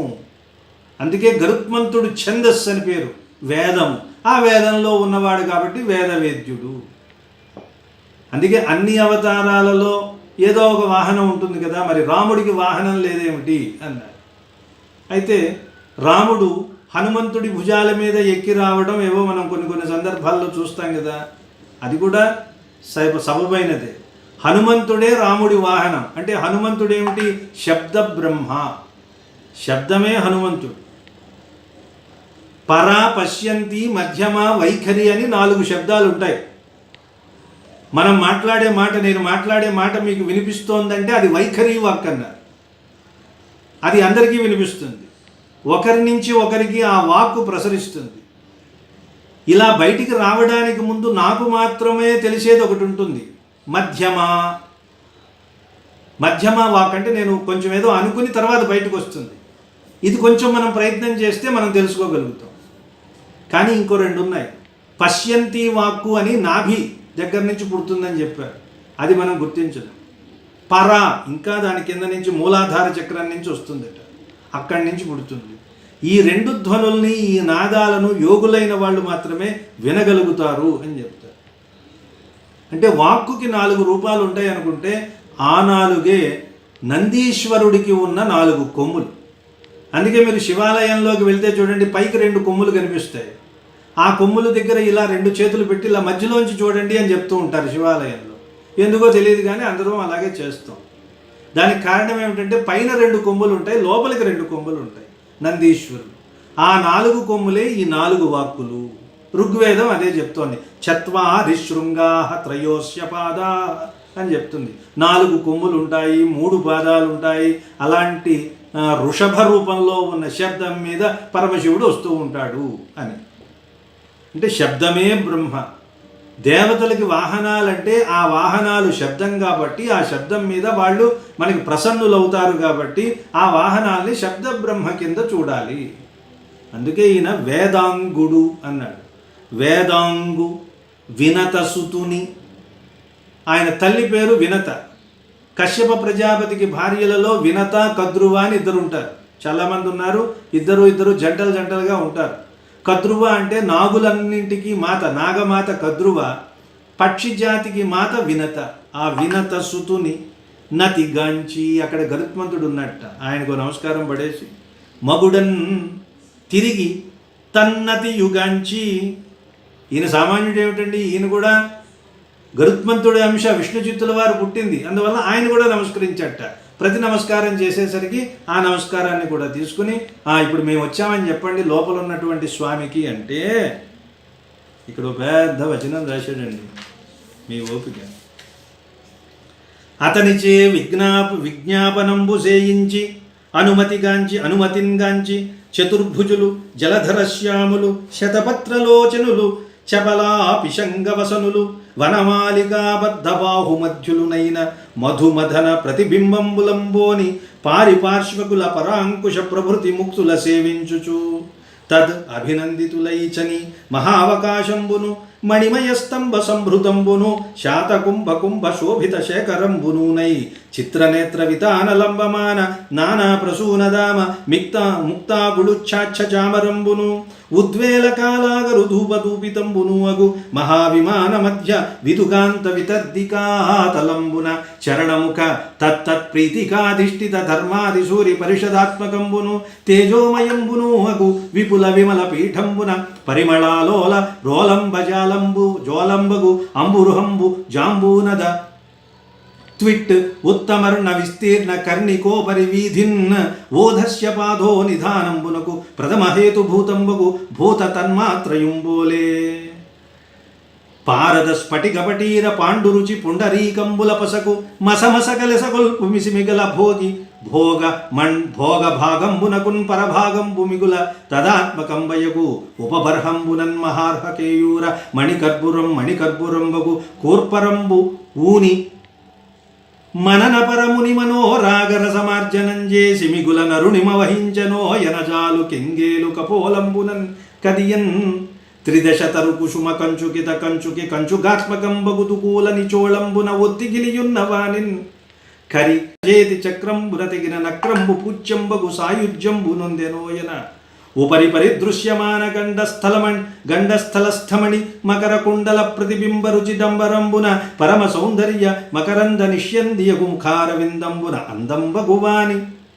నిర్నిమేష దృష్టి నెట్టుకొని చూచుతరి నీలావదాతయురెప్పవట్టుతరి బిట్టె దుర్కును కలధౌత గౌర పూరంబున మునిగి దుర్నిరీక్షయునగు నిజరుచిరమూర్తి వలన తనదు సాకార నిరాకారతలు వారికి చూపు రూపున దీపించువాని కళత్రంబులకు శ్యామాఛాయల చేత ప్రేముడిన్ పొదువంబడి అట్లు కప్పులు దొంగలు నగు పక్ష్మ కాలికల నొప్పు సోమ సూర్యాత్మకంబులకు వెడంద నిడువాలు టెర్ర శరల కన్నులన్ కిందన్మిరేకుల వెదజల్లువాని మంకెన విరిబింకంబు నింకించు అధర సోణిమనెపంబున వెలుగు ముఖజనిత హుతాశనతో తత్సకుండగు గంధవహుం కూర్పనిక్కెన నొక్కింత నిక్కి చొక్కంపు పటమల చూపట్టి తిలకుసుమ విలాసనావహ అపహాసియగునా సభాసమానుండగు వాని ఉదరజాత శ్వేతధామ తామరసంబుగనుంగొని మహదాశ్రయంబుగనిన పూర్ణిమా శశాంకుండను శంక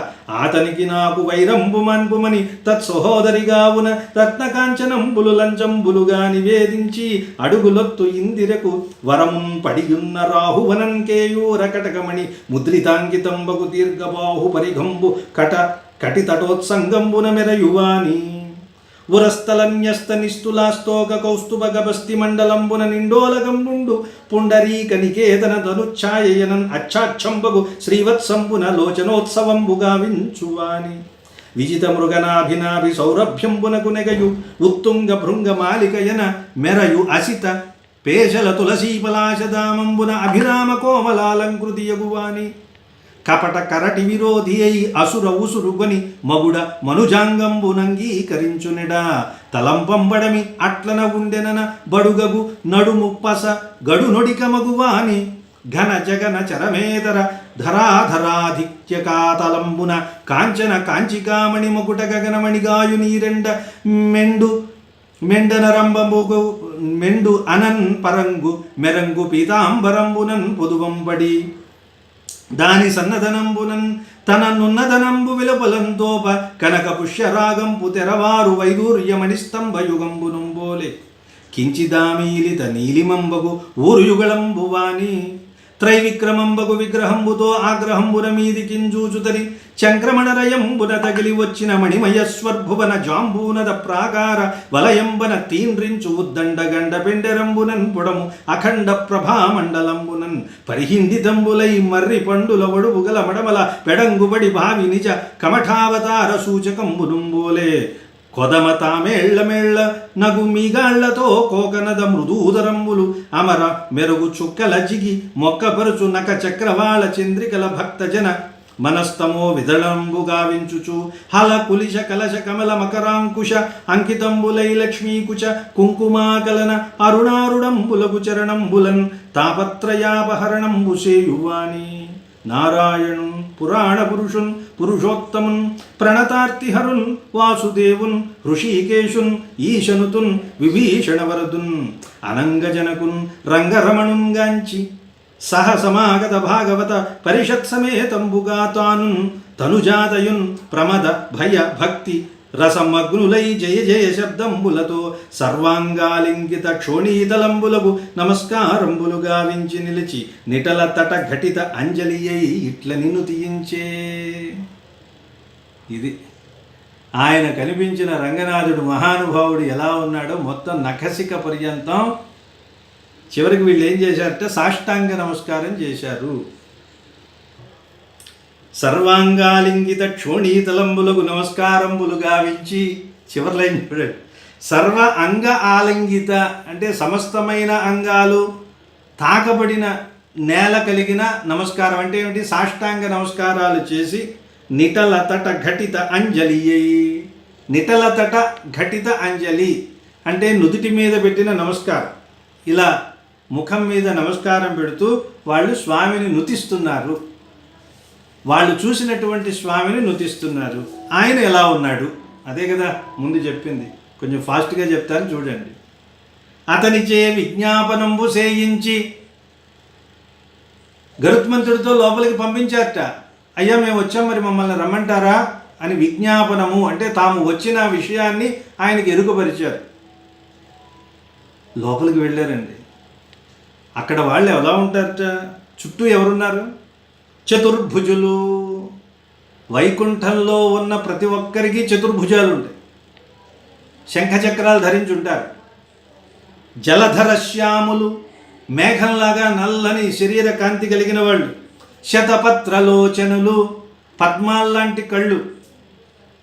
సాయుజ్యం, సారూప్యం, సాలోక్యం, సామీప్యం అని మోక్షాల్లో రకాలు చెప్పారు. సాలోక్యము అంటే ఏమిటి? వైకుంఠానికి వెళ్ళిన తర్వాత భగవంతుణ్ణే ఆయన్నే అలా చూస్తూ ఉండటం అనే అవకాశం వచ్చిందనుకోండి, దాన్ని సాలోక్యము. అలా కాకుండా ఆయన పక్కనే ఉంటే దాన్ని సామీప్యము. ఎప్పుడు ఆయనతోనే ఉంటాం అనమాట. ఆయన ఎక్కడికి వెళ్ళినా మనల్ని తీసుకుపోతూ ఉంటాడు. దాన్ని సామీప్యము అన్నారు. ఇంకోటి ఏమిటి? సాయుజ్యము, చివరిది ఆయనలో కలిసిపోవడం అనమాట. సౌలభ్యము అన్నారు, అంటే సులభంగా అందుబాటులోకి ఉండడం, ఇలాంటివి ఎన్నో లక్షణాలు. సరే, అక్కడికి వెళ్ళిన వాళ్ళందరూ విష్ణుమూర్తి కింద మారిపోతారు. మనం వెళ్ళగానే వెంటనే మనకు ఒక రూపం వచ్చేస్తుంది. ఏమిటంటే సేమ్ అదే రూపం. ఎవరు చూసినా విష్ణుమూర్తిలాగే ఉంటారు. అందరూ పట్టు పీతాంబరాలు ధరించి ఉంటారు, అందరూ శంఖచక్రాలు పట్టుకుంటారు, అందరూ ఒకేలా ఉంటారు. మరి ఎలా తెలుస్తుందండి అంటే మనం ఒక్కసారి ఆయన వక్షస్థలాన్ని చూడాలి. వక్షస్థలంలో లక్ష్మీ అమ్మవారు ఎవరికి ఉంటే ఆయన ఒరిజినల్ విష్ణువు, మిగిలిన వాళ్ళంతా డూప్లికేట్స్ అని అర్థం. సరే, అక్కడికి వెళ్ళగానే శతపత్రలోచనులు వైకుంఠ గద్య అని భగవద్ రామానుజులు రాసింది ఉంది. మీరు వైకుంఠం వైకుంఠం అంటారు కదా, అక్కడికి వెళ్తే ఎలా ఉంటుందనే వర్ణన అక్కడ ఉంటుందన్నమాట. అవన్నీ చదివిన ప్రభావం ఈయన కొంచెం కొంచెం తీసుకొచ్చాడు. శతపత్రలోచనులు, పద్మాల్లాంటి నేత్రాలు కలిగిన వాళ్ళు. చపలాపిశంగ వసనులు, వసనం అంటే వస్త్రం, చపల అంటే మెరుపు, మెరుపులాగా, పిశన అంటే బంగారపు కాంతిలో ఉన్న వస్త్రాలు ధరించారు, అంటే పీతాంబరాలు కట్టుకుంటారు. వనమాలికాబద్ధ బాహుమధ్యులు, మెడలో వనమాలికలను ధరించారు. అయినా ఎవరండి వీళ్ళంతా? మధుమథన ప్రతిబింబంబులంబోని. మధుమథనుడు అంటే సాక్షాత్తు విష్ణుమూర్తి, మధు అనే రాక్షసుడిని సంహరించినవాడు. ఆయనకి ప్రతిబింబాల్లాగా ఉంటారట. ఎవరు వాళ్ళు? పారిపార్శ్వికులా, పక్కన నడుస్తూ ఉండేవాళ్ళు ఉంటారు చూసారా. ఇదేమిటండి, గన్మెన్లు ఉంటారు విఐపీస్కి, వాళ్ళు నల్లగా సూట్లు వేసుకుని ఇంత ఉంటారు తప్ప ఆయనలాగా ఉంటారేమిటి? కాదట, ఇక్కడ విష్ణుమూర్తిలాగే ఉంటారట వాళ్ళు. పారిపార్శ్వికులు కూడా ఆయనలాగే ఉంటారు. ఇదే కదా అంటే అసలు ఒరిజినల్ ఆయన ఎవరో తెలుసుకుని స్పాట్ పెట్టాలంటే అందరూ ఒకేలా ఉంటే పెట్టలేరు కదా. ఇప్పుడు మన వాళ్ళు కూడా ఒకేలాంటి కార్లు 10 వేసి అందులో అసలు ఎక్కడున్నాడో తెలియకుండా దాచేస్తూ ఉంటారే. వీళ్ళకి ఇంకా టెక్నాలజీ అంత పెరగలేదు కాబట్టి ఆయన లాంటి మనుషులనే తయారు చేసేస్తే గొడవ లేదు. ఎవరిని చంపాడో ఎవరికి తెలియదు. ఆయన రక్షణ అదనమాట. పారిపార్శ్వికులు కూడా ఈయనలాగే ఉంటారట. పారిపార్శ్వికులు అంటే తన పక్కన ఉండేవాళ్ళు. వాళ్ళని చూశారు, ఆహా ఎంత అందంగా ఉన్నారు.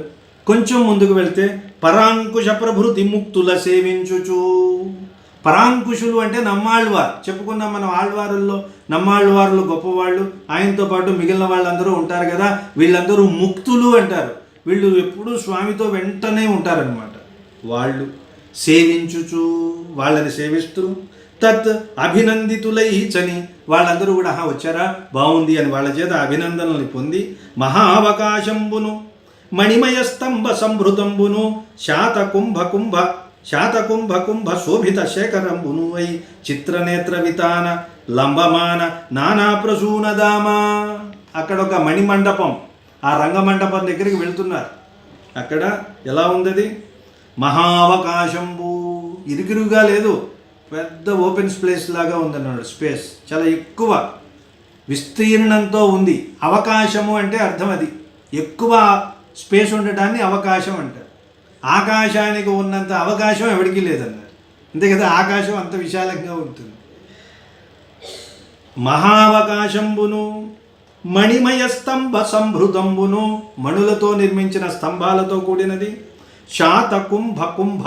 శాతకుంభము అంటే బంగారం, బంగారంతో తయారు చేసిన కలశాలతో కూడినది. వాటితో శోభిత శేఖరంబును అంటే ఆ కోట గోడల పైన బంగారపు కలశాలు ఉంటాయి, వాటితో ఉన్నది.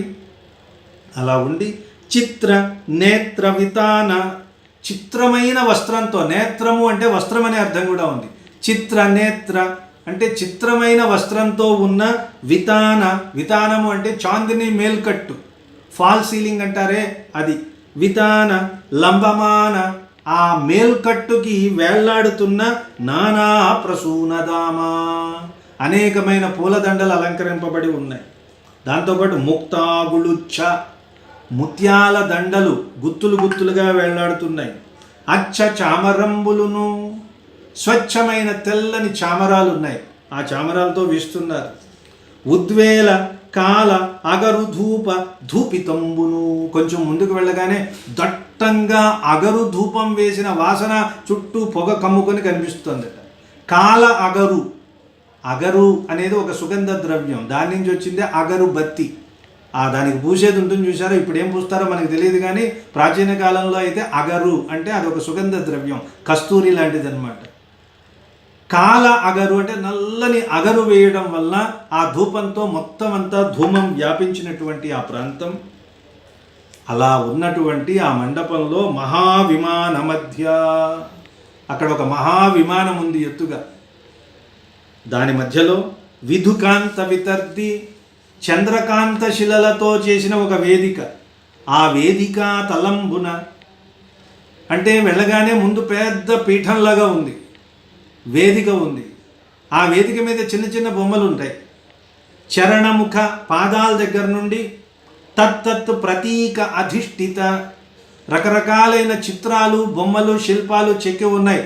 ఆ శ్రీరంగనాథుడు శయనించి ఉన్న ఆ పాన్పుకి కింద ఉన్న పీఠం మీద తత్ ప్రతీక అధిష్ఠిత, దాని మీద ధర్మాదిసూరి పరిషదాత్మకంబును. ఆ పీఠానికి చుట్టూ ధర్మదేవత, అలాగే దివ్య సూర్యులు, ద్వాదశాళ్వార్లు అంటాం కదా, వాళ్ళ చిత్రాలు అన్నీ చిత్రించి ఉన్నాయి. పరిషదాత్మకంబును తేజోమయంబును అగు, బాగా తేజస్సుతో ప్రకాశిస్తున్నది. అలా ఉన్న విపుల పెద్దది అయిన విమల పీఠంబున, విమలమైన స్వచ్ఛమైన ఒక పీఠం. ఆ పీఠం పైన ఒక పద్మం ఉంది. పరిమళ, ఆ పద్మానికి ఉన్న పరిమళంతో ఆలోల, ఆ పద్మ పరిమళానికి ఊగిపోతూ ఊగిపోతూ వచ్చేస్తున్నాయట. ఏమిటవి? రోలంబ, రోలంబము అంటే తుమ్మెద. ఆ పద్మ పరిమళానికి తన్మయత్వంతో ఎక్కడి నుంచో వస్తున్నాయా అన్నట్లుగా రోలంబజాలంబగు అంబురుహంబు అంటే ఆ పీఠం మధ్యలో ఒక పద్మం ఉందండి. ఆ పద్మం ఆకర్షిస్తోంది తుమ్మెదల్ని. అలా తుమ్మెదల చేత ఆకర్షింపబడుతున్న పద్మం, దాంతోపాటు జాంబూనద, జాంబూనదము అంటే బంగారం, ట్విట్ అంటే కాంతి, జాంబూనద ట్విట్ ఉత్తమర్ణ, బంగారపు కాంతికే ఈ పద్మం ఏం చేస్తుందట? అప్పిస్తుందట కాంతి. నీకు సరిగ్గా కాంతి సరిగ్గా సరిపోలేదు, కావాలంటే నా దగ్గర నుంచి అప్పు తీసుకొని. ఉత్తమర్ణ అంటే అప్పు ఇచ్చేదిగా ఉన్న, అంటే దానికంటే అతిశయించే కాంతి కలిగిన, విస్తీర్ణ వెడల్పుగా ఉన్న కర్ణిక, ఆ పద్మము. ఆ పద్మం మధ్యలో కర్ణిక ఉంటుంది, దుద్దు అంటారు. అంటే పుప్పొడి ఉంటుంది, ఆ కేసరాల ప్రాంతాన్ని దుద్దు అంటారు. అది ఎంత మెత్తగా ఉంటుందో తెలియదు. అక్కడ పుడుతుంది లక్ష్మీదేవి అన్నారు. అంటే ఆవిడ ఎంత సుకుమారంగా ఉంటుందో చూసుకో. ఆవిడ ఉండే స్థానం అది, పద్మకర్ణిక మీద కొలువై ఉంటుంది ఆవిడ. ఆ విస్తీర్ణ కర్ణిక ఉపరి వీధి, అలాంటి బంగారపు ఛాయకే రంగుని అప్పు ఇచ్చే మంచి సువర్ణం కలిగిన ఆ మధ్యలో ఉన్న ఆ పద్మానికి ఉన్న కర్ణిక పైన అక్కడ ఓధస్య పాధో నిధానంబునకు ప్రథమ హేతు భూతంబకు భూత తన్మాత్రయుంబోలే. భూమి చాలా పెద్దదండి. ఆ భూమి లక్షణం చిన్న పరిమళంలో ఉంటుంది. గాలి చాలా విస్తృతంగా ఉంటుంది. గాలి లక్షణం స్పర్శలో ఉంటుంది. ఈ స్పర్శలో కూడా గాలి ఉంటుంది. ఆకాశం ఎంత ఉందో చెప్పలేము. దాని గుణం శబ్దం. ఈ శబ్దంలో ఆకాశం ఉంది. దీన్ని తన్మాత్ర అంటారు. పంచభూతాలకు ఉండే గుణాలని తన్మాత్రలు అంటారు. అలాగే ఆవిడ క్షీరసాగరంలో పుట్టింది కదా లక్ష్మీదేవి. ఆ క్షీరసాగరం ఎంతో పెద్దది. ఆ పెద్ద క్షీరసాగరానికి ఇది ఒక చిన్న నమూనాగా ఉంది. ఆ పద్మకర్ణిక మీద ఉన్న ఓధస్య పాదో నిధానంబునకు ప్రథమ హేతుభూతంబకు భూత తన్మాత్రయుంబోలే. అంటే అక్కడ క్షీరసాగరమే ఇక్కడికి సూక్ష్మంగా వచ్చిందా అన్నట్లుగా, స్వచ్ఛంగా, పాదరసంలాగా, స్ఫటికంలాగా, పటీరంలాగా, పాండు తెల్లగా ఉన్న రుచి కాంతితో పుండరీకంబుల పసకు మసమస కలస కొల్పు మిసిమిగల భోగి భోగ భాగంబులకు పరభాగంబు మిగులన్. అమ్మయ్య. అంటే ఆ పద్మ కర్ణిక మీద ఒక ఆయన ఉన్నాడు. ఎవరైనా? ఆదిశేషుడు. మరి శేషపాన్పు కదా. ఆదిశేషుడు ఎలా ఉంటాడు? తెల్లగా ఉంటాడు. తెల్లగా ఉన్న ఆదిశేషువు సాక్షాత్తు క్షీరసాగరమే సూక్ష్మ రూపంలో వచ్చిందా అన్నట్లుగా ఉన్నాడు. అలాగే రకరకాలైన తెల్లని పదార్థాల్లాగా, స్ఫటికంలాగా, కర్పూరంలాగా, చాలా పటీర చందనంలాగా వీటన్నింటిలాగా ఆయన చాలా స్వచ్ఛంగా ఉన్నాడు. అలాంటి తెల్లగా ఉన్న పుండరీకము, తెల్లని పద్మాలకు వాటి కాంతిని కూడా మలినం చేయగలిగిన, మిసిమి గల కాంతి కలిగిన భోగి. భోగి అంటే ఆదిశేషుడు. భోగము కలవాడు భోగి. భోగము అంటే పడగ, ఫణము అంటాం. ఫణము కలిగిన వాడు ఫణి అంటాం. అలాగే భోగము కలిగిన వాడు భోగి. ఆ భోగి అంటే ఆదిశేషుడు యొక్క భోగ భాగంబునకు ఆయన పడగలకి సమీపంలో పరభాగం భూమిగుల,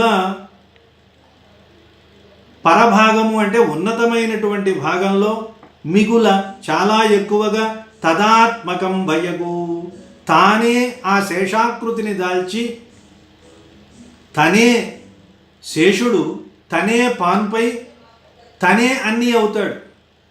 ఆదిశేషుడే విష్ణుమూర్తికి అన్ని సేవలు చేస్తాడండి. ఆయన పడుకోవాలి అనుకుంటే ఆదిశేషుడు పాన్పవుతాడు. లేదయా చెయ్యి కొంచెం నెప్పెడుతోంది, దీవానా కాట్లాగా దిండు కావాలంటే దిండుగా ఆయనే మారిపోతాడు. లేదు కూర్చోవాలి అంటే కుర్చీగా మారుతాడు. లేదు ఎండగా ఉంది గొడుగు కావాలంటే ఆయనే పడగల్ని గొడుగ్గా పడతాడు. అన్ని రకాలైన సేవలు ఆయనే చేస్తాడు కాబట్టి ఆదిశేషుడు అన్నారు. ఆ ఆదిశేషుడే ఏమయ్యట, ఉపబర్హంబునన్న. ఉపబర్హము అంటే తలగడ అయ్యాడు. చెయ్యి పెట్టుకునే మోచేతి దిండు, దీవానా కాటు మీద ఇటు అటు ఉంటాయి చూసారా, వాటిని ఏమంటారంటే ఉపబర్హము. ఉపబర్హము అంటారు. ఆ ఉపబర్హం మీద మహార్హ కేయూర మణి కర్బురంబగు కోర్పరంబు ఊని. అసలు స్వామి దర్శనం ఇక్కడి నుంచి అవుతుంది చూడండి. అలాంటి ఆదిశేషుడే తలగడ దిండు అయితే దాని మీద మోచెయ్యి ఆంచి ఎలా ఉంది ఆ చెయ్యి, మహార్హ చాలా గొప్పది అయిన కేయూర, కేయూరాలను ధరించిన, ఆ కేయూరాలలో ఉన్న మణులు, మణుల యొక్క కర్బురంబు అంటే కాంతికి, కాంతితో కూడిన కోర్పరంబువుని. కోర్పరము అంటే ఆ మోచేతిని పెట్టుకొని ఇలా కూర్చున్నట్ట, ఒక పక్కకి వాలి, ఇలా వాలి అంటే ఇక్కడ దిండు, ఆ దిండు మీద ఇలా చెయ్యి పెట్టుకుని, ఆ చెయ్యి ఎక్కడుంది, ఆ చెయ్యి ఎలా ఉంది అంటే అరచెయ్యి. పాపం ఈయన ఏం చేస్తూ ఉంటాడట, మననపర, ఎల్లప్పుడూ మననం చేస్తూ ఉంటారు స్వామిని. ఎవరు వాళ్ళు? ముని, మహర్షులు. మహర్షులు హరినామస్మరణ చేస్తూ చేస్తూ చేస్తూ ఉంటే వాళ్ళ మనసుల్లో రాగం ఉంటుంది. రాగము అంటే ఇష్టము, ప్రేమ అంటాం కదా, రాగము. ఆ రాగాన్ని ఈయన చేత్తో తుడిచేసేట. అంటే వాళ్ళు విరాగులై ఉంటారు, దేని మీద కోరిక ఉండదు. ఆ పని చేసిన వాడెవరు? ఈయనే. ఈయనే తన చేత్తో వాళ్ళ మనసుల్లో ఉన్న రాగాన్ని తుడిచాడా. అందుకని వాళ్ళ మనసుల్లో ఉన్న ఆ రాగము అంటే రెండు అర్థాలు. రాగము అంటే ఇష్టము, ప్రీతి అని ఒక అర్థం, రాగము అంటే ఎర్రదనం అని ఇంకొక అర్థం. అందువల్ల వాళ్ళ మనసుల్లో ఉన్న రాగాన్ని తుడిచాడా అన్నట్లుగా ఆయన చెయ్యి ఎర్రగా ఉంది. అది ఇలా చేతిని ఎరుపు రంగుతో ఉన్నది తుడిస్తే చెయ్యి ఎర్రగా అవుతుంది కదండి. మన నపర, ఎంత మంచి ఊహ చేశాడో చూడండి. మన నపర ముని మనోరాగరస, మహర్షుల మనసుల్లో ఉన్న రాగము అనే రసాన్ని మార్జనం చేసి, మార్జనము అంటే తుడిచిపెట్టడం, తుడిచివేయడం వల్ల మిగులన్ అరుణిమ వహించెనో, బాగా ఎర్రగా మారిపోయిందో అనజాలు అన్నట్లుగా ఉన్న కెంగేలు కపోలంబునన్ గదియా. కెంగేలు తన ఎర్రని చేతిని కపోలం మీద పెట్టుకున్నట్ట, ఇలా చెక్కిటి మీద పెట్టుకున్నాడు. ఆయన స్వరూపాన్ని చూడండి, ఇలా పడుకుంటాడు కదండి. అది శ్రీరంగంలో అనంతశయన రూపం ఉంటుంది, ఆ రూపాన్ని వర్ణిస్తున్నాడు.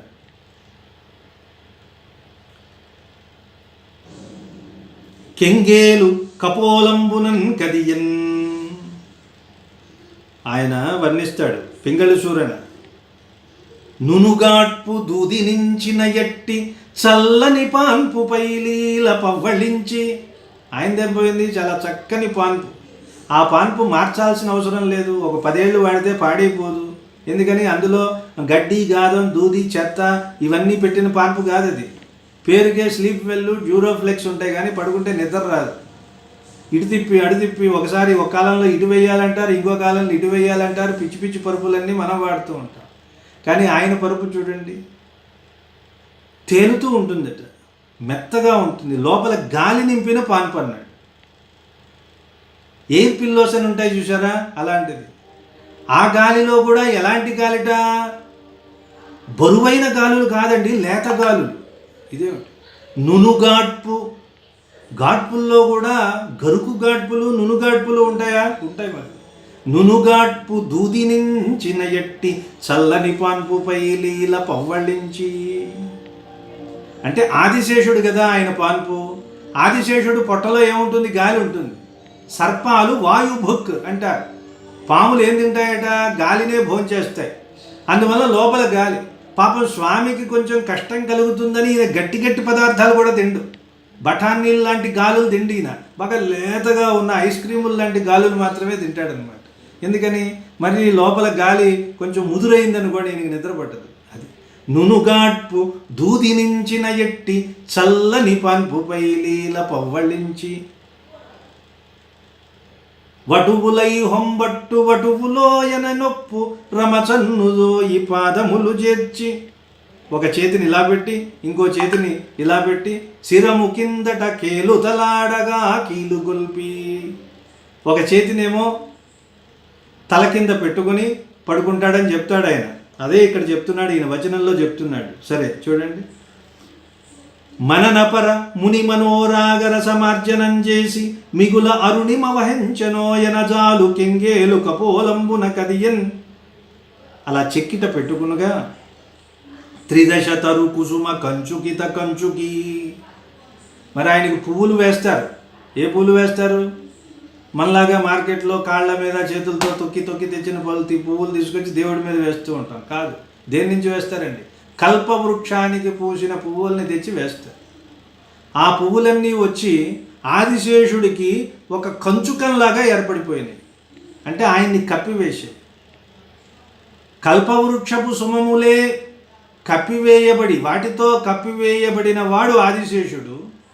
ఆ ఆదిశేషుడు కుబుసం విడిస్తే అది ఇంకా మృదువుగా ఉంటుందట. ఆ కుబుసాన్నే దుప్పటిగా వేసుకుని దాని మీద పడుకున్నాడు ఈయన అన్నాడు. మరి ఆదిశేషుడి మీద పడుకున్నప్పుడు ఆదిశేషుడికి కుబుసం ఉంటుంది, అదే దుప్పటట. చూడండి. త్రిదశ, త్రిదశులు అంటే దేవతలు. దేవతల యొక్క తరువు అంటే కల్పవృక్షం. ఆ కల్పవృక్షము కుసుమ పువ్వులతో కంచుకిత కప్పివేయబడిన కంచుకి అంటే ఆదిశేషువు కంచుకాత్మకంబగు దుకూల నిచోళంబున ఒత్తి గిలియున్నవాని. అలాంటి ఆదిశేషుడి కంచుకమే, కుబుసాన్నే మంచి మెత్తని దుకూలము అంటే మెత్తని నిచోళంబు దుప్పటిలాగా పరుచుకుని దాని మీద ఒత్తి గిలియున్నవాని. కింద ఏం వేశాడో పెట్టాడు, ఆయన చేతి కింద ఏం పెట్టాడో చెప్తున్నాడు. ముఖాన్ని చూడండి ఒకసారి. అక్కడ ఆయన మకర కుండలాలు ధరించాడు. ఎక్కడి నుంచి వచ్చాయండి ఈ మకర కుండలాలు? లలిత జ్యువెలరీలో కొన్నాడా, ఇంకో చోట కొన్నాడా అని అడగండి. సహజంగా వచ్చేసాయి ఆయనకి. ఎక్కడి నుంచి వచ్చాయంటే, పాపం ఆ రోజు గజేంద్రుణ్ణి హింసించిన మొసలిని సంహరించి మోక్షం ఇచ్చాడు కదా. మోక్షం అంటే ఏమిటి? స్వామి దగ్గర ఉండటమేగా. వచ్చి చెవుల మీద కూర్చున్నాయి మొసళ్ళు. మకరికి మోక్షం ఇచ్చిన సంగతి గుర్తుకొచ్చి అవన్నీ వచ్చి చెవుల మీద కూర్చున్నాయా అన్నట్లుగా ప్రకాశిస్తున్నాయట. అవి చూడండి. కరిం, ఏనుగుని కరకరింబెట్టి బాధపెట్టి బిట్టు తన చేతి చక్రంబున. గజేంద్రుని బాగా హింసించిన మొసలిని గట్టిగా తన చేతి చక్రంతో తెగిన చంపిన నక్రంబు. ఆ మొసలి ఎంత గొప్పది!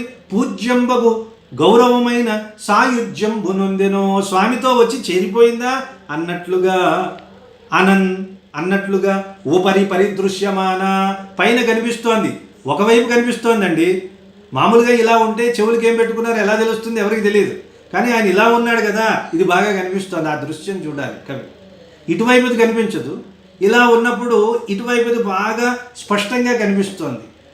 పరిదృశ్యమాన, బాగా కనిపిస్తున్న గండస్థలము అంటే చెక్కిలి పైన స్థ ఉన్న మణులతో చేసిన మకర కుండల ప్రతిబింబ రుచి. మకర కుండలాల యొక్క కాంతి. మకర కుండలాలు అంటే మొసళ్ళ ఆకారంలో చేసిన కుండలాలు.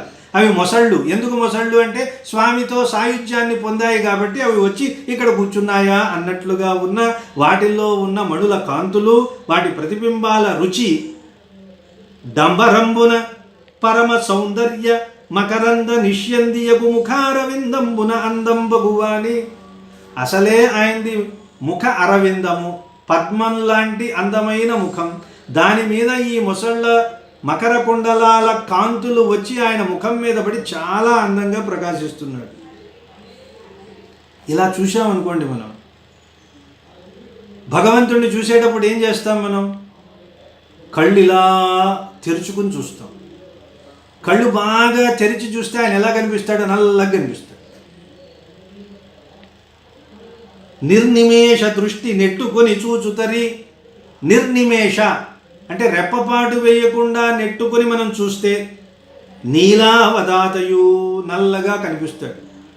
రెప్పవట్టుతరి ఇలా రెప్పలు వేస్తూ చూస్తే బిట్టు ఎదుర్కొను కలధౌత గౌర గౌర మహామహపూరంబున మునిగి దుర్నిరీక్షయువగు. అలాగే ఆయన రెప్ప వేయకుండా చూశాడనుకోండి, స్వచ్ఛమైనటువంటి ఈ లోకమంతా కనిపిస్తూ ఉంటుందన్నాడు. నిర్నిమేష దృష్టి నెట్టుకొని చూచుతరి. రెప్ప వేయకుండా మనం గనక నేరుగా చూస్తే స్వామి రూపం నల్లగా కనిపిస్తుంది. రెప్పవట్టుతరి బిట్టు ఎదుర్కొను కలధౌత గౌర గౌర మహామహపూరంబున మునిగి. రెప్పలు వేస్తూ చూశామనుకోండి, ఆ నల్లదనం పోయి ఆ కాంతులు, స్వామి ధరించిన ఆభరణాల కాంతులు, వాటన్నింటికీ తెల్లని కాంతులు పెరిగి, కాంతులు వచ్చి ఒక్కసారిగా మన ముఖం మీద మన కళ్ళల్లో పడితే మళ్ళీ మనం చూడలేం. అది దుర్నిరీక్షయకు, చూడడానికి శిక్షంగా ఉంటే ఇది ఎలా ఉందట?